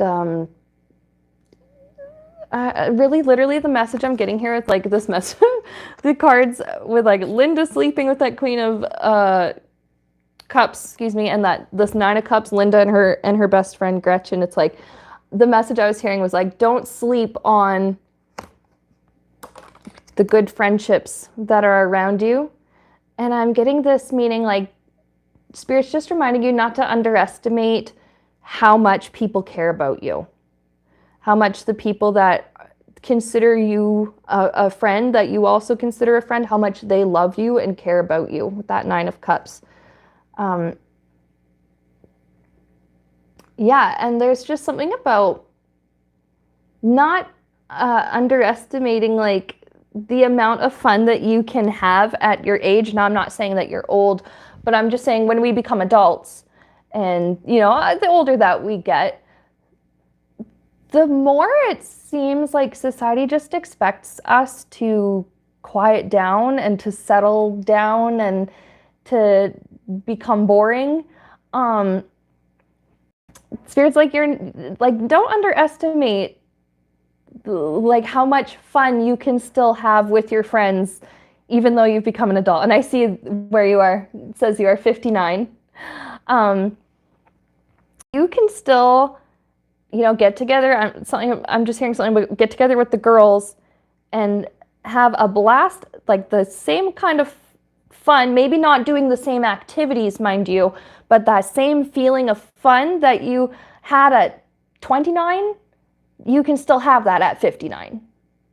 That same like level of closeness, there's this excitement. I have like this, I'm just getting this energy of like giggling and laughing and being silly together and like just girls being girls. I'm seeing there's just something about like that girls will be girls. The girls are just having fun. You know, the girls are being silly. And Spirit's saying there is absolutely nothing wrong with that. Don't underestimate how much fun you can still have with your friends, with your girls at your age, no matter how old. And don't underestimate how much that they love you and care about you, because this next card here is the Lovers. And I don't know if you have like a spouse or a significant other romantically in your life, but there is this like, if you do, then this is just saying like, you know, hold on to that and treasure it, and don't underestimate like how loved you are in this relationship. If that's not what your situation's looking like and you're actually single right now, I am just still getting this like there is still the room in your life and in your heart for this type of love should you choose. Oh yeah, you have husband and son. Yeah. Because there's like this hold on to that love. And I think that you already know this. And you already do appreciate and honor, you know, what you have. But yeah, Spirit's just saying like, just you don't have to be so serious. I have Queen of Swords here, just looking at the bottom of the deck. And I feel like this is you, Queen of Swords, where you're very smart. You have become very wise over the years from your experiences and the things you've learned through your education and otherwise. But Spirit's like, you don't have to be so serious. Now, I see your comment. It's been slow dealing with a lot of health problems. Yeah. I just am still getting that feeling of like, that doesn't have to stop you from still finding enjoyment and feeling joy and pleasure in your life. Do immunology. Yeah, it seems like you have very good and loving people around you, and I'm getting like that word community, that you live in a good community of people. Now that could be the municipality itself, you know, perhaps Wainwright is, I haven't been there in a very long time, but you know, perhaps it does have really good vibes and good people, or it's just like your little pocket of the world. It has really good people in it. So immunology for Tammy. The end of a tough cycle approaches. Excuse me. Full moon in Capricorn. I did just see your comment about health struggles and issues. I wonder if some of these are starting to either get better or some of your symptoms will like start to clear up or become less severe. Now, again, it's not medical advice, obviously. I'm a tarot consultant. I'm not a I'm not a medical consultant, but you guys already all know this. But yeah, like things like, because I'm hearing the word flare up, but I'm also getting clear up. So it's like flare up, clear up. You're getting into the clear up sort of stage. Now, I'm not an astrologer, but with this full moon in Capricorn, oh my God, full moon in Capricorn.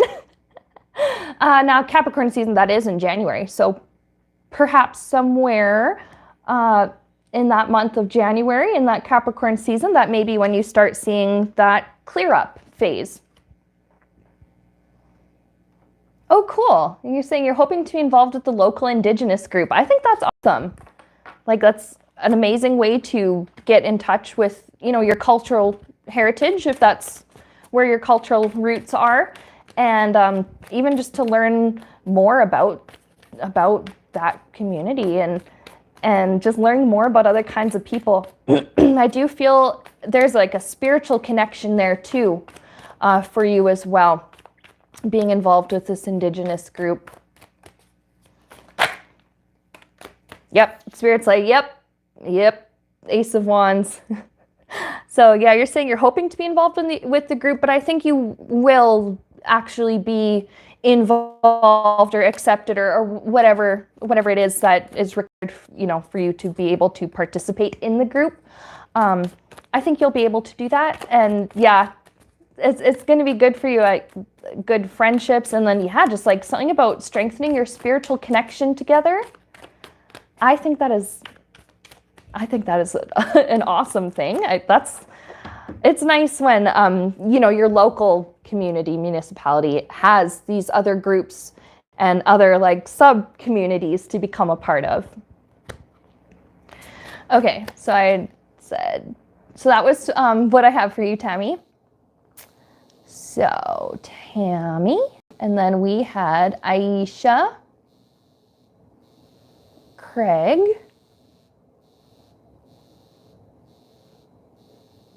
I'm gonna write it down because I don't want to forget somebody and be like, oh, end of the stream, and they're like, hello.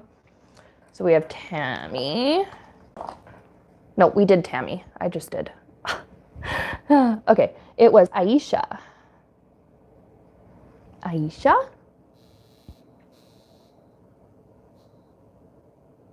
Craig. And just checking the chat, guys. Who else? Kenai, that's who else. Kenai 89. So do Aisha, Kenai, and Craig. And I think that's where we will leave it. Aisha, Kenai, Craig. So Aisha, me last. Okay, so Aisha, Craig, and Kenai. Okay. Aisha says, question, new subscriber, Zaid Mahbub. I'm sorry, I might not be pronouncing that correctly. Talk about me to his mother. Okay, you're new here. This is what I would consider a third-party reading, where you're asking me to look at somebody that is outside, like, of you personally. Okay, I'm just because I understand your intention here, and I know you have good intentions here. I can feel that. Let's ask Spirit. So this guy, we'll call him Zed. Oh, you're in an arranged marriage proposal with him. Okay, so yeah, I see where your intentions are good. You just want to understand what he said about you to his mother. Let's just ask Spirit, and we're actually going to use a different deck. We're going to go ahead and use the One World Tarot for this one. We're going to ask Spirit if there's anything that you personally need to know about him, if there's anything shared that is very important for you to know. Spirit will let us get that.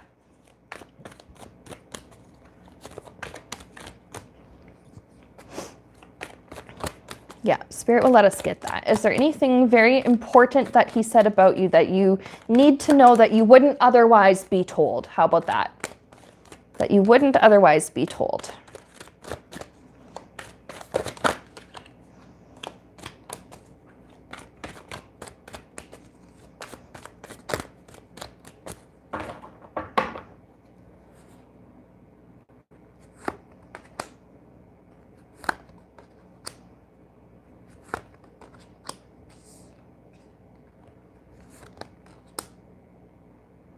Oh, this is actually very sweet. Okay. So what he said to her that we're allowed to talk about here, because I do have this agreement with Spirit with these third-party readings, that there are some things that we can't really look at, that either you would have to go to this person yourself and ask or not. But here's what Spirit's saying that we can talk about here. Okay, so Wheel of Fortune, that absolutely he did explain, they did talk about how life-changing this is going to be. And well, marriage, whether it's arranged or not, that's still a huge life transformation. So he is also but he's promised, like, he wants to help make this a good experience, I think, for both of you, but he wants to make this a good experience for you. So he's acknowledged how he does think this is a very big deal. He does take this very seriously. And the prospect of being married to you, he takes that quite seriously. Something else he said to her that's okay for us to share here on stream is that, like, he's promised to be reliable with our Knight of Pentacles. This is the slowest moving of the court cards of the Knights, but that's okay because it's slow and steady and it's reliable and it's predictable. So he's explained to her how he wants to be reliable for you. He wants to be trustworthy. He wants to make sure that he's consistent and consistently providing for you. He's a little worried. I think he's a little hesitant because he doesn't know your full feelings about the situation. He doesn't want you to feel like you're stuck or trapped in this arrangement. He wants to know that whether or not you like this arrangement or exactly just how you feel about it. Because, yeah, he doesn't want you to feel like you're going to lose your freedom. I have the Hangman here. I see where it might take you guys a little bit of time it will take you a little bit of time to get to know each other on a much deeper and more personal level. And that is to be expected, especially in a situation like this. I don't know if you've already met before. I just know that in some cultures, the couple does get to meet beforehand and get to know each other a little bit. And sometimes they don't. But I'm just seeing, like, it's okay. It's okay if it feels a little bit awkward at first. That the familiarity and that getting to know each other, the comfort, it will come. And yeah, Brenda raises a really good point. Do you like him? And I see where you said, yeah, I feel chemistry. Okay. Let's just get, you know what, now let's ask Spirit just for some more advice, some more information for you regarding this situation, should you choose to go ahead and go forward with this. Because I don't get any warning cards. Ooh, look at, we got our wands. That is a wedding. That is cute. Okay. Family, yeah, I'm seeing like it's family wedding. I don't know if it'll be like backyard, but it like planned and thrown by family. Still quite, this might sound very weird given the situation, but still like quite intimate, like emotionally. And it's a meaningful ceremony.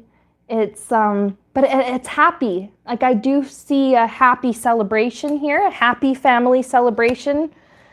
And I love that that's an actual wedding on the card. Now this may not be what weddings from your culture necessarily look like, because again, I'm not really sure what your cultural background is, but this just symbolizes the celebration of two people coming together in a blessed union.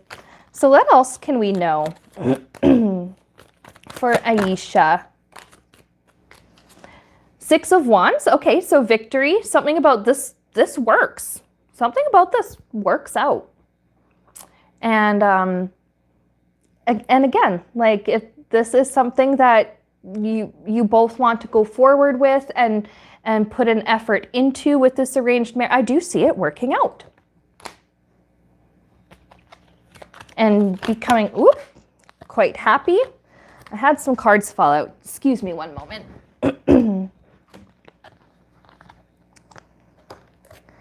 Aw, okay. So right now, I get the feeling you guys are quite young still. I see we have this Knight of Pentacles, right? Where he was saying that he wants to be the reliable provider and protector. That was the Knight of Pentacles, right? I see where he matures into this King of Pentacles, where he goes from being I see this from like the leveling up really from the fiance to the husband, from being the young man getting into the relationship to the older man who's more established, and relationship has become more established and has settled down. And there's long-term stability here. And I do feel there's long-term, I get the word trustworthiness, but like, it's like you have some kind of a solid, you must be a good match. Like there's something compatible, because if you were incompatible and if you weren't a good match, we would not be seeing these pentacles, which is all about that long-term and long-running sort of energy, that extended future. I see that you have this like long extended future with him. I do see the joy. There's joy here and there's happiness here. There's the excitement will come. I have also the Sun card. I am feeling so, again, depending on how much contact you've had with each other prior to the arrangement, it may feel a little bit awkward at first, right? Getting to know each other and starting a marriage.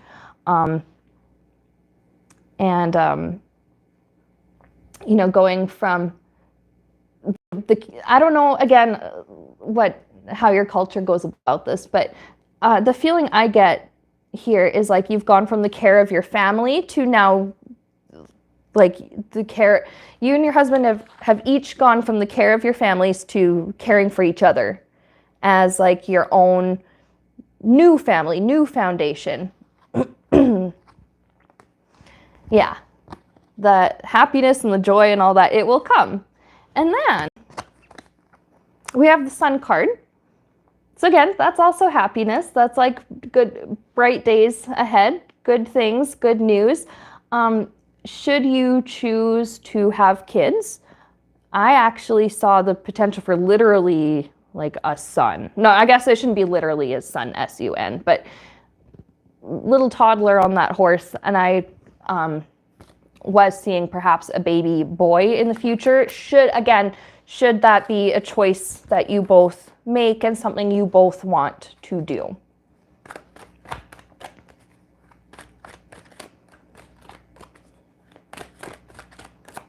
Let's pull a Moonology.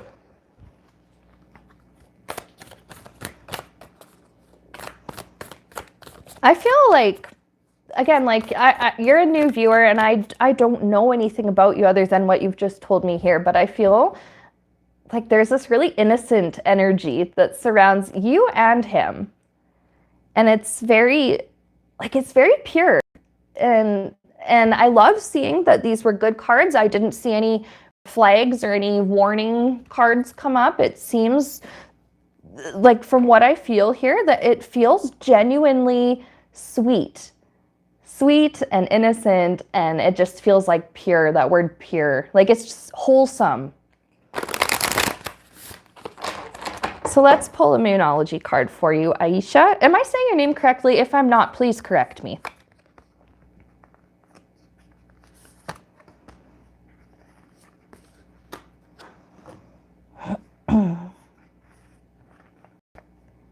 Actually, I had two come out.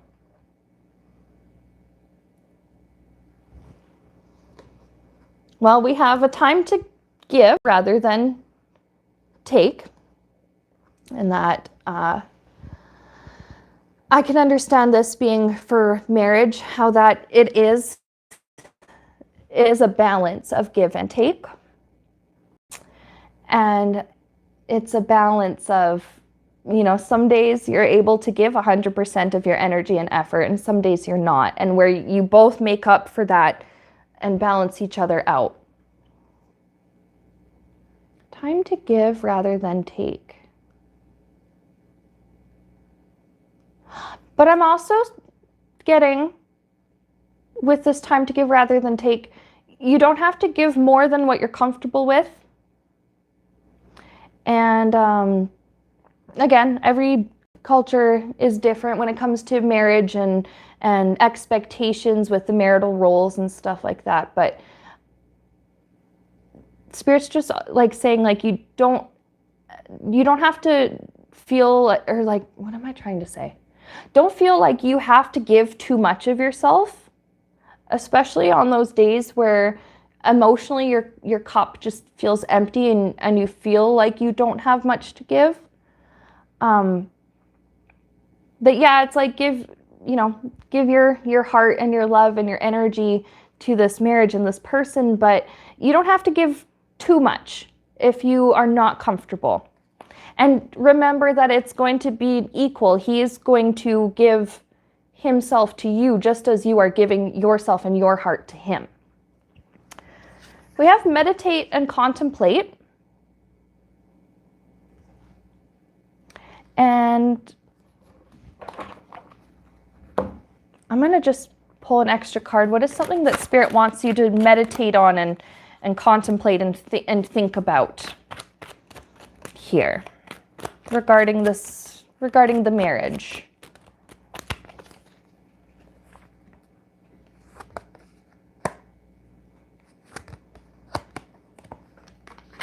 Oh, okay. Thinking about what your expectations are. And I think there are things that you and your partner are going to have to ask each other. For example, do you want to have children? How are those responsibilities going to be divvied up between you two? You know, like, or how do you expect to help each other, like around your house, around your home? Like, again, yeah, something with like the responsibilities, and if you want to have children, you know, do you agree, or like finding things that you agree on? Well, and maybe it involves conversations like, well, how did your mom and dad raise you? Well, okay, well, I was raised, you know, this, and this, and we were disciplined in this way. How about you? And you find common ground on things like that. But also, what kind of behavior are you willing to forgive, and what are you not willing to forgive? It's not to say that he's going to do something that's going to hurt you, but it is just to say that relationships are not perfect, and that sometimes spouses do disappoint each other, or they disagree, or you know, argue or have little quarrels like that. And Spirit just wants you to know, like, to think about it. What are you willing to tolerate, and what are you willing to forgive? And what behaviors cause you to draw a hard line and say no? So think about it. What kind of boundaries are you willing to set? What kind of expectations do you have of your husband? What kind of expectations is your culture, your family, your community around you, what kind of expectations are they putting on you? And is it something that you're willing to go forward with? Or is there something that kind of makes you stop and hesitate? And Spirit just wants you to think about that. What are your boundaries? What are your goals and your desires? What are you willing to put up with? And what are you not willing to put up with? So that's what I have for you. I'm wishing you the best, Aisha, for your life, your marriage, for for your life, your marriage, for a happy time. I'm wishing you all the best.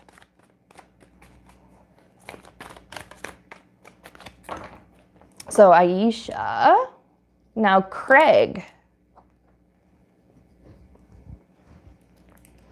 Craig is wondering if his spirit guide, Clara, has any messages for him. We're going to use the Housewives Tarot. I feel like using the Housewives for connecting with her.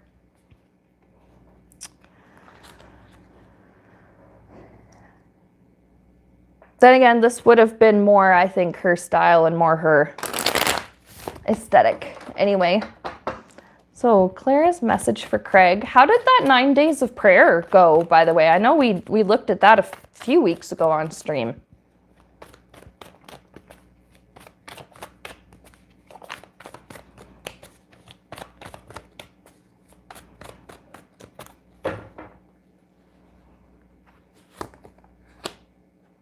My deck isn't upside down. I just have a card upside down.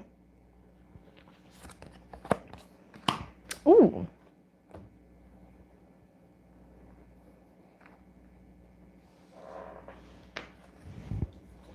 There's something that you've maybe been planning and wanting to go ahead with. I see with this Three of Pentacles could, like, I don't know if it's like actually like work or like career necessarily, but it is something that, like a project or something you've been planning on and wanting to do and thinking about doing, but you're a little hesitant with that Four of Cups. Like, well, I don't know if I'm actually going to enjoy this or not. Or like, I want to try this new thing. I want to, go out and do this thing, but I don't know if I'm going to like it. I don't know if it's going to pay off. I don't know if it's going to be worth it. She's saying to you, go ahead and do this. Give it a try.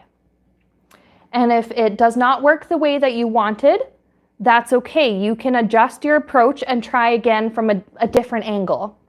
Or you learn what you don't like or what you don't want. She's saying, like, go ahead and just try.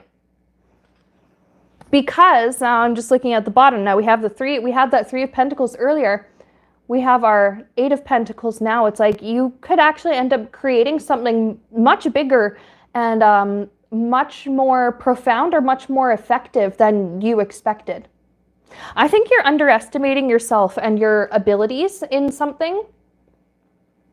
And she's telling you, like, no, I know you. I know there's something here like this, like, I know you inside and out. I've been around you long enough. I know what you're capable of. She's like, I also hold access to information that you do not yet have. And she's talking about spiritual wisdom. I'm seeing like Akashic records because I'm being shown a library. And there's a section that's kind of blocked off and locked, but she has the key to it. She's like, I know things that you don't know. And I know that this is like, it's good. It's going to work out. And yeah, that you underestimate, I see where you're quite modest, I think, with your personality and quite humble, but she's like, which, whatever, that's fine. But she's like, oh, I had a little disconnect issue there. But she's like, no. You are capable. You can do this. You got this. You're better than you think. There's just something about being more skilled and you're smarter and you're more talented and you're more driven than you give yourself credit for.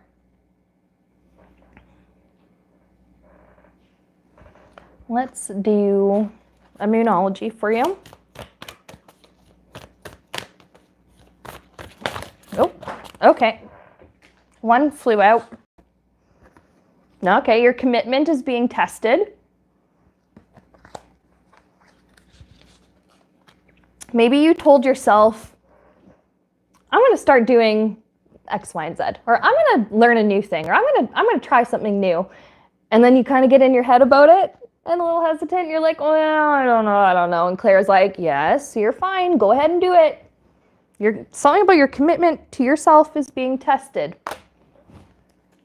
Don't talk yourself out of something that might be really good for you. Don't let your fear or anxiety or, that part of your brain talk yourself out of having a good experience or learning something new or having just a powerful experience by trying this new thing, whatever it is that you've been thinking about doing and wanting to try.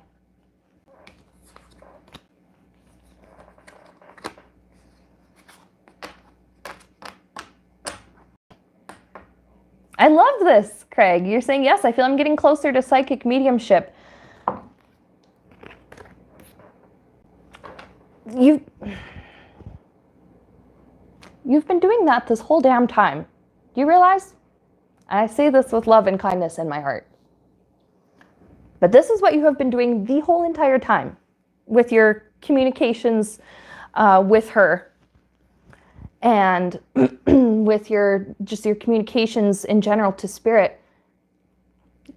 You're a much better medium than you give yourself credit for. You are more skilled than you think you are.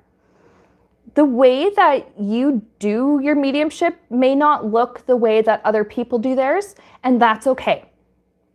You may pull from a different,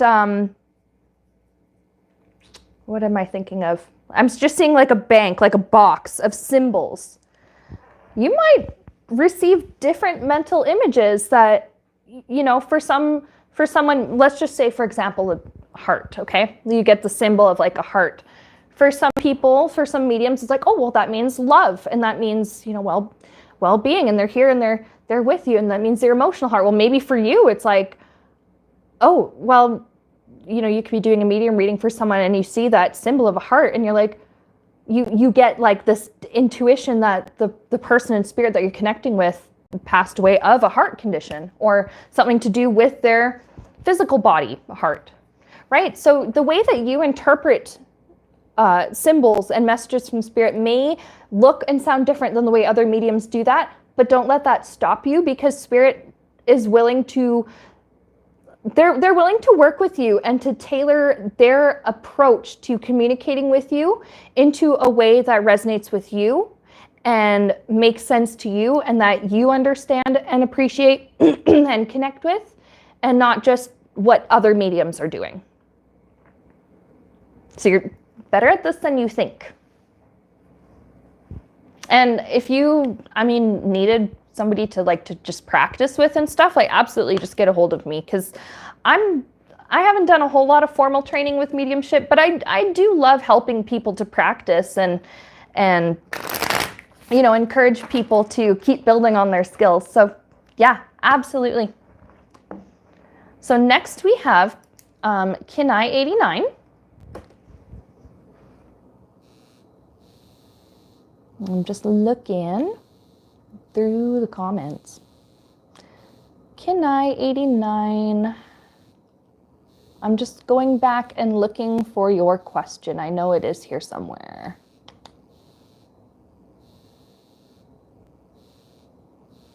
Let's see.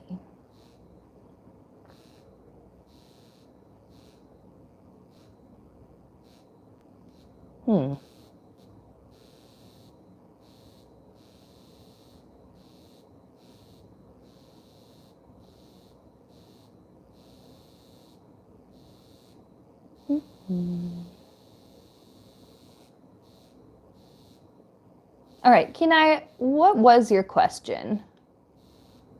I am just not seeing it in the old comments. Here we go.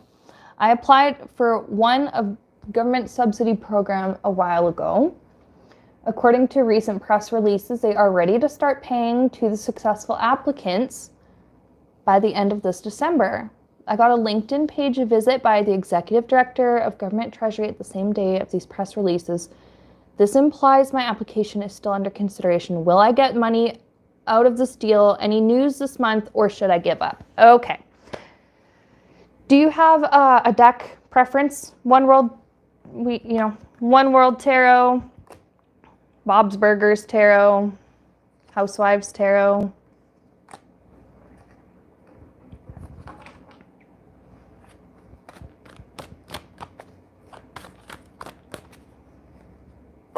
Okay, we're gonna use the One World Tarot for this one. I just kind of felt drawn to it, and it's in my hand now, so it's what we're using. All right, so you get the money from this government subsidy, this deal. Any news this month? Okay, let's see.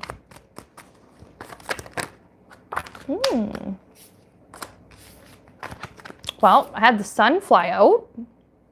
So this is a good sign. Okay, the sun. Perhaps there is good news coming. Let's see what else is going on here.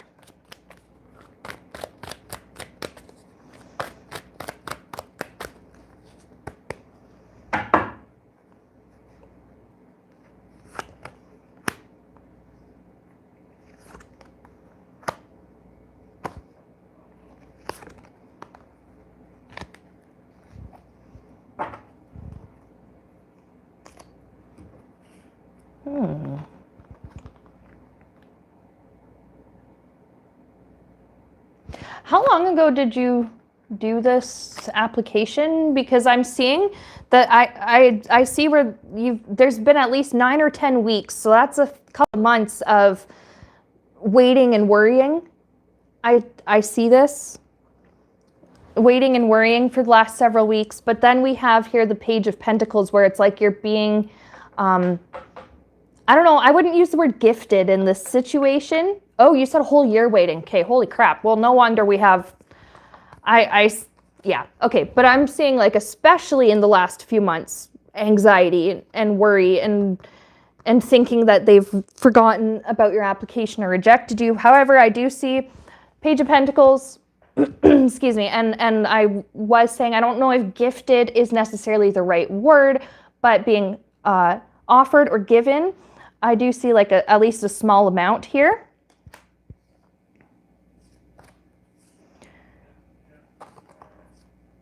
We're looking at the bottom of the deck now.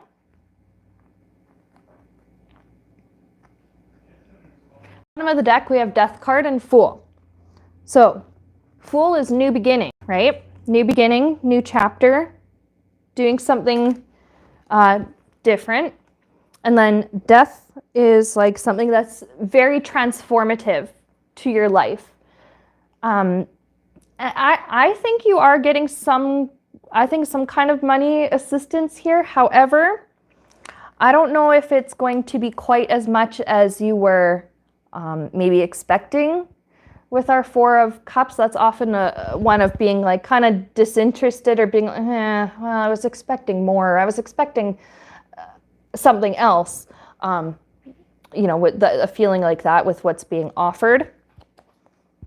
But I do, and I'm still looking at the bottom. Ace of Pentacles. Aces are yeses. My last one on the bottom is Ace of Swords. Again, aces are yeses. I think you might just get like a little bit at first, and then maybe more as time goes on. So yeah, I do think so. I think you will start seeing some of this money. It may not be as much right away as you're hoping for, but it does seem as though like that amount, it could grow over time. Perhaps they only give a little bit at first, and then you have access to more later. That's just kind of like what I'm picking up, just the little intuitive pings that I've been getting. Let's see. Is there anything else for Kenai 89?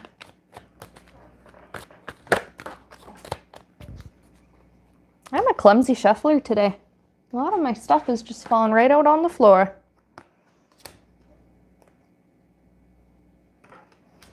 Okay, well, there's one that fell on the floor and one I shuffled and pulled off the top of the pile. So the one that fell on the floor, we got our King of Wands. And our one that I purposely picked without seeing what it was, because my deck is face down now, is the Four of Wands. Let's see. Four of Wands. Again, it's not marriage this time, but it's integration. Integration.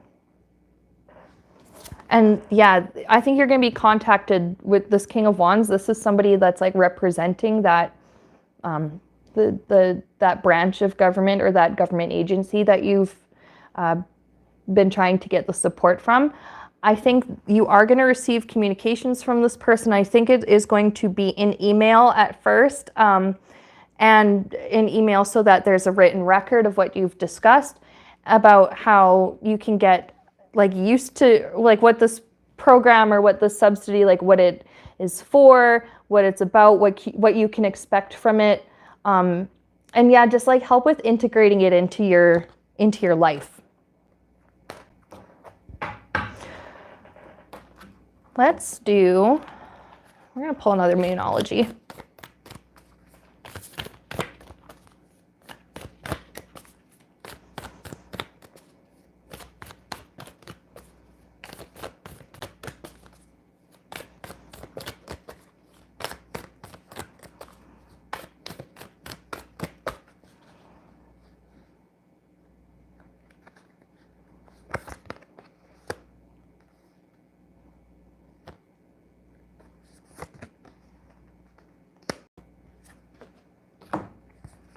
Okay, there's your commitment is being tested. This could just, it could be like your faith in trusting the process. I'm sure that you've been told already a lot to trust the process and to just go with it. This is just another, like a validation that you're doing what you can, you're doing the right thing, trusting the process. And yeah, again, your commitment is being tested. Like, Spirit is not, if this is something like you need, Spirit's not going to leave you hanging, and they're not going to leave you without help. So your commitment to like trusting God or trusting Spirit with helping you. And then we have look at the bigger picture. Full moon in Sagittarius. It's Sagittarius season now, isn't it? Anyway, with it being December. So I wonder if right away you might get that communication back from that King of Wands figure that we saw. What is it about the bigger picture to look at? We'll just do one more tarot card. Oh, your birthday, December 8th. Ooh, hey, isn't today the 8th? It is the 8th. Happy birthday. Maybe it's not the 8th in your time zone. In my time zone it is, so happy birthday. So what is it about the bigger picture?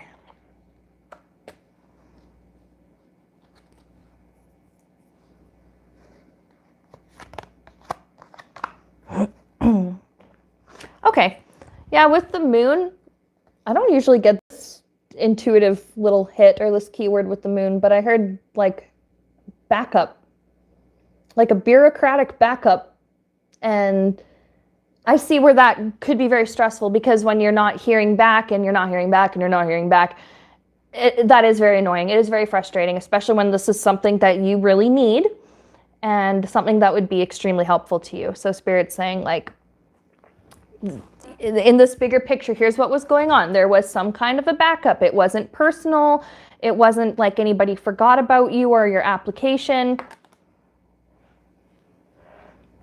And then, yeah, like small little offers at first. So yeah, either receiving just a little bit of money or like a little bit of, because you said subsidy, so sometimes that just means the government covers expenses for certain things for you. Like, let's just say, for example, like in Alberta, where I am, in childcare, the government can subsidize a lot of people's daycare fees, where the government pays part of the daycare bill and the parents pay whatever the remainder is, instead of giving the parents money to pay the whole bill, right? So I don't know exactly how subsidies, like what that means for your specific situation. Again, this whole like childcare thing, it's just an example, right? It's where I had a lot of my professional experience and just from what I understand, where subsidy comes into play. But yeah, like just small like little, like small amounts of help, small amounts of money at first, and then I think it does, like either they give to you more money or they help you to pay for or cover more things and like greater expenses as time goes on. So you can probably hear my chair creaking every time I move. It sounds like a duck quacking. And we've been streaming for 2.5 hours, but you know what? I don't know if SB is still here. I make silly faces when I am busy reading the comments, and I just make silly faces. But you guys, returning viewers already know this. New viewers, that's your heads up. I'm very weird. This is what I do. Okay, so SB, if you are still here, you can hear my chair. See, it is just my chair. I'm not tooting. I'm not.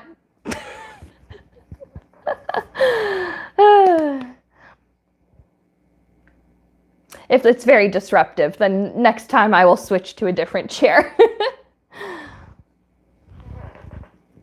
Yeah, you guys can hear my chair.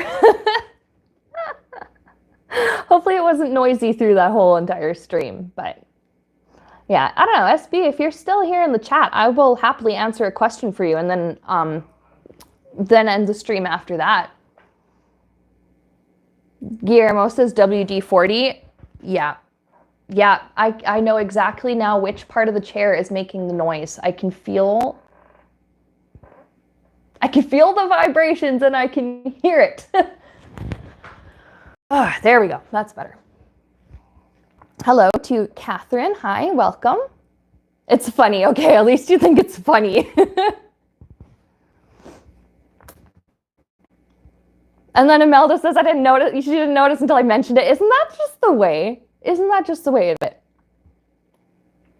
Anyway, I feel like there's some like deeper metaphor like for life and our insecurities or something in that.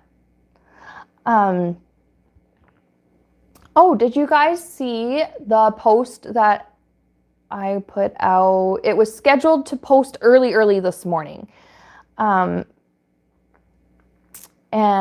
I now offer private tutoring.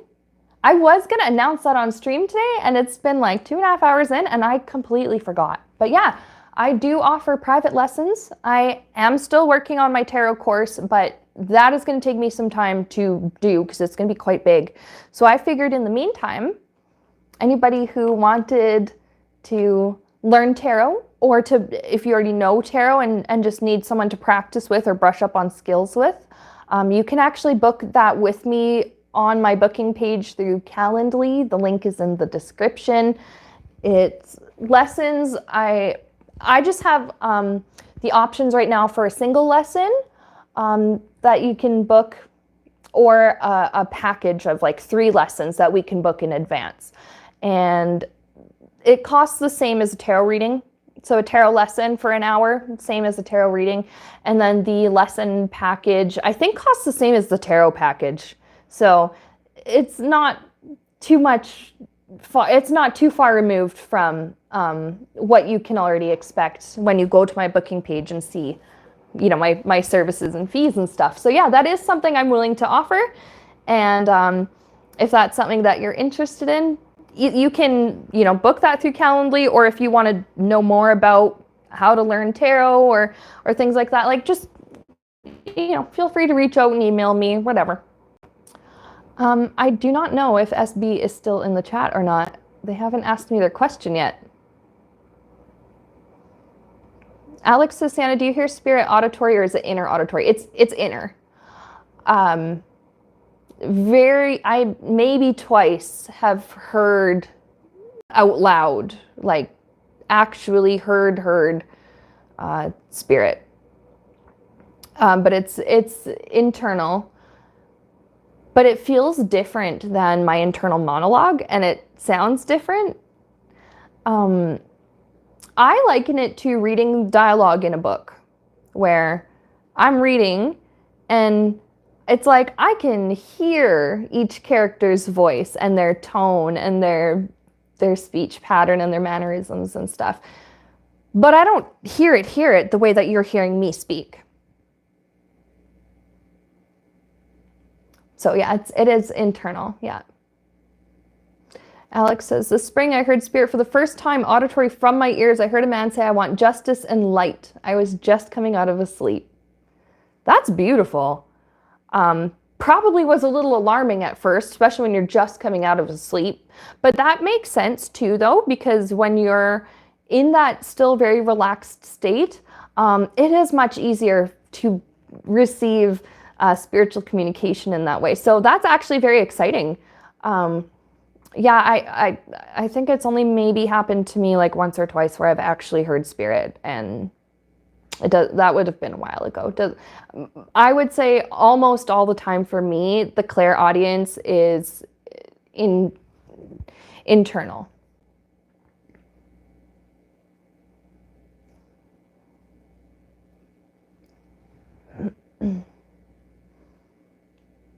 He had an Irish accent too. He sounded tired and sad. Aww.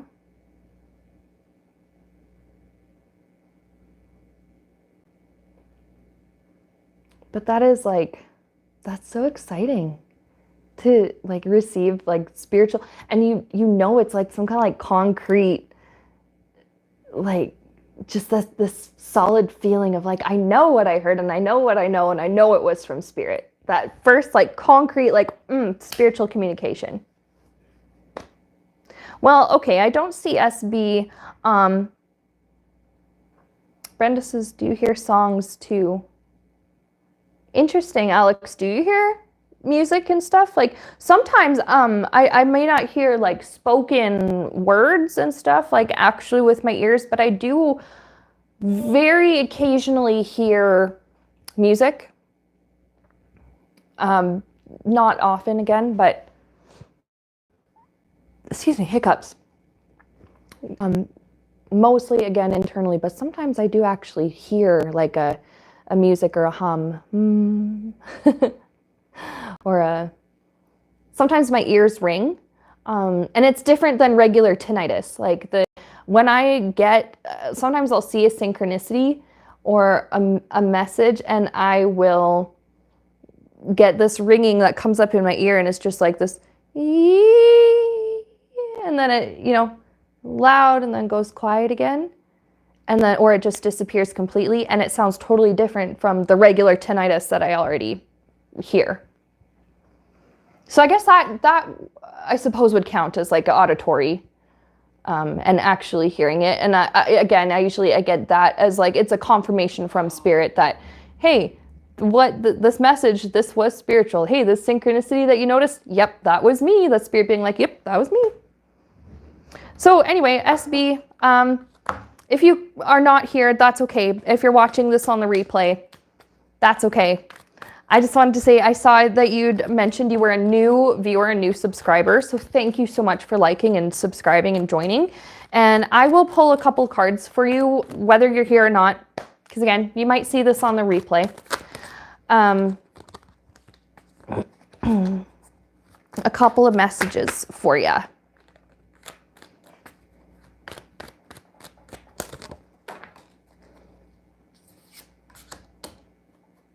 Yes, I agree with you, Alex, where spirit, they are quite to the point, simple and clear. They don't want to overcrowd you with messages, with words, with too much information and input, right? They want to make sure that they're very concise so that you understand them and you're not confused. And that you're not confusing that still small voice with the many voices of the world like we'd seen with that other reading. Okay, but for SB, whether they are here or not, I do really appreciate them joining my channel. So let's just pull a couple extra messages or extra cards and get a message for them.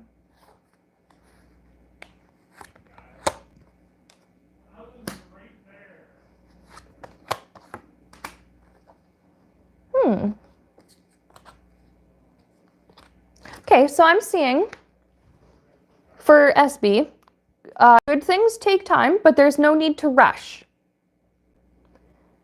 Yeah, good things take time, so there's no need to rush, but I do feel also that there is something very good coming into this person's life, that it's going to come in quickly, but on its own timing, divine timing. It can't be forced and it can't be rushed, whatever it is.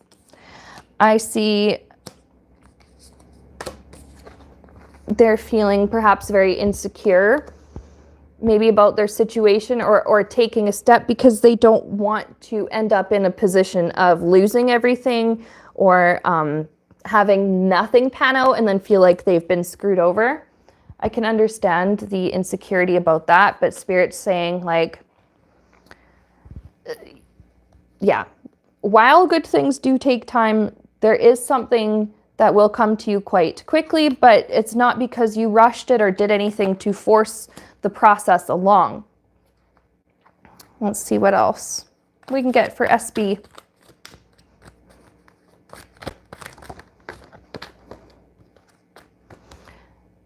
Yeah, whatever you've been praying for, it is coming. There's something here about a prayer being answered and you being gifted or blessed or provided with. It is something that you need.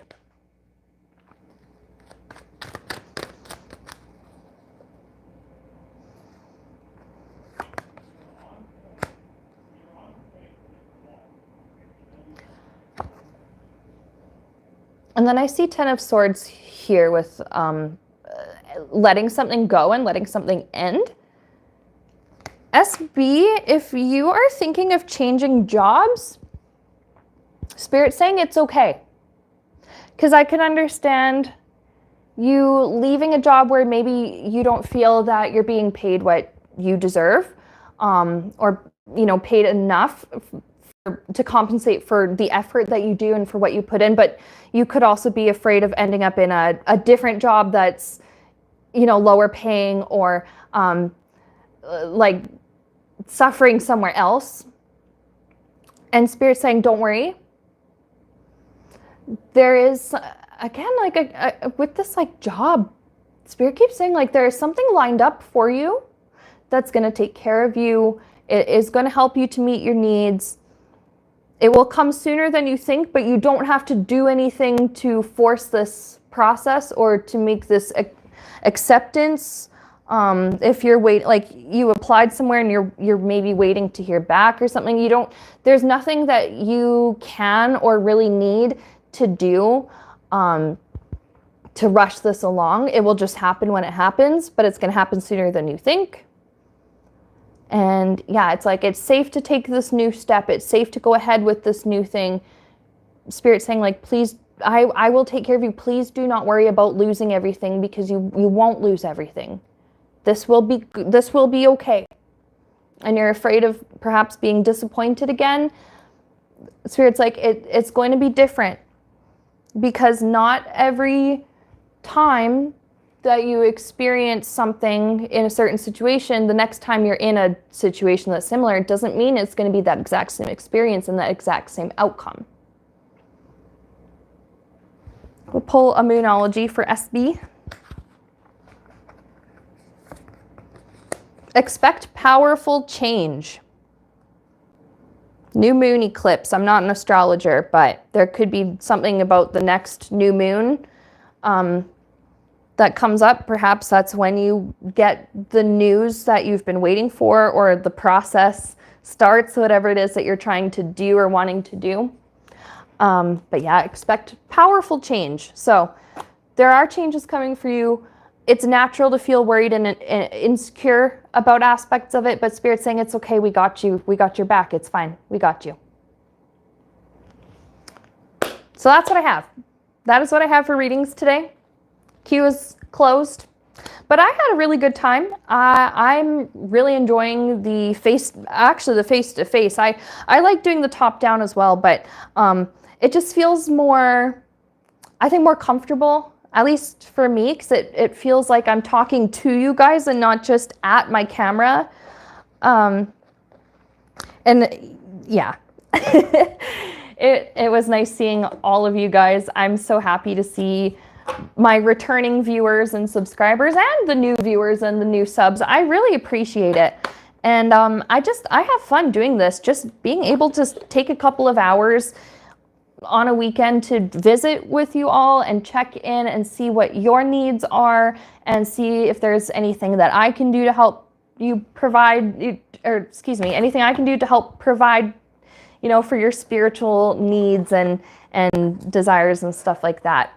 And doing readings and you know, using spirit to, or spirit uses me, I don't use spirit, but letting spirit use me to channel messages and to offer help like that, I enjoy it, and this makes me happy, and this is what I love to do, and this is what I want to continue to do.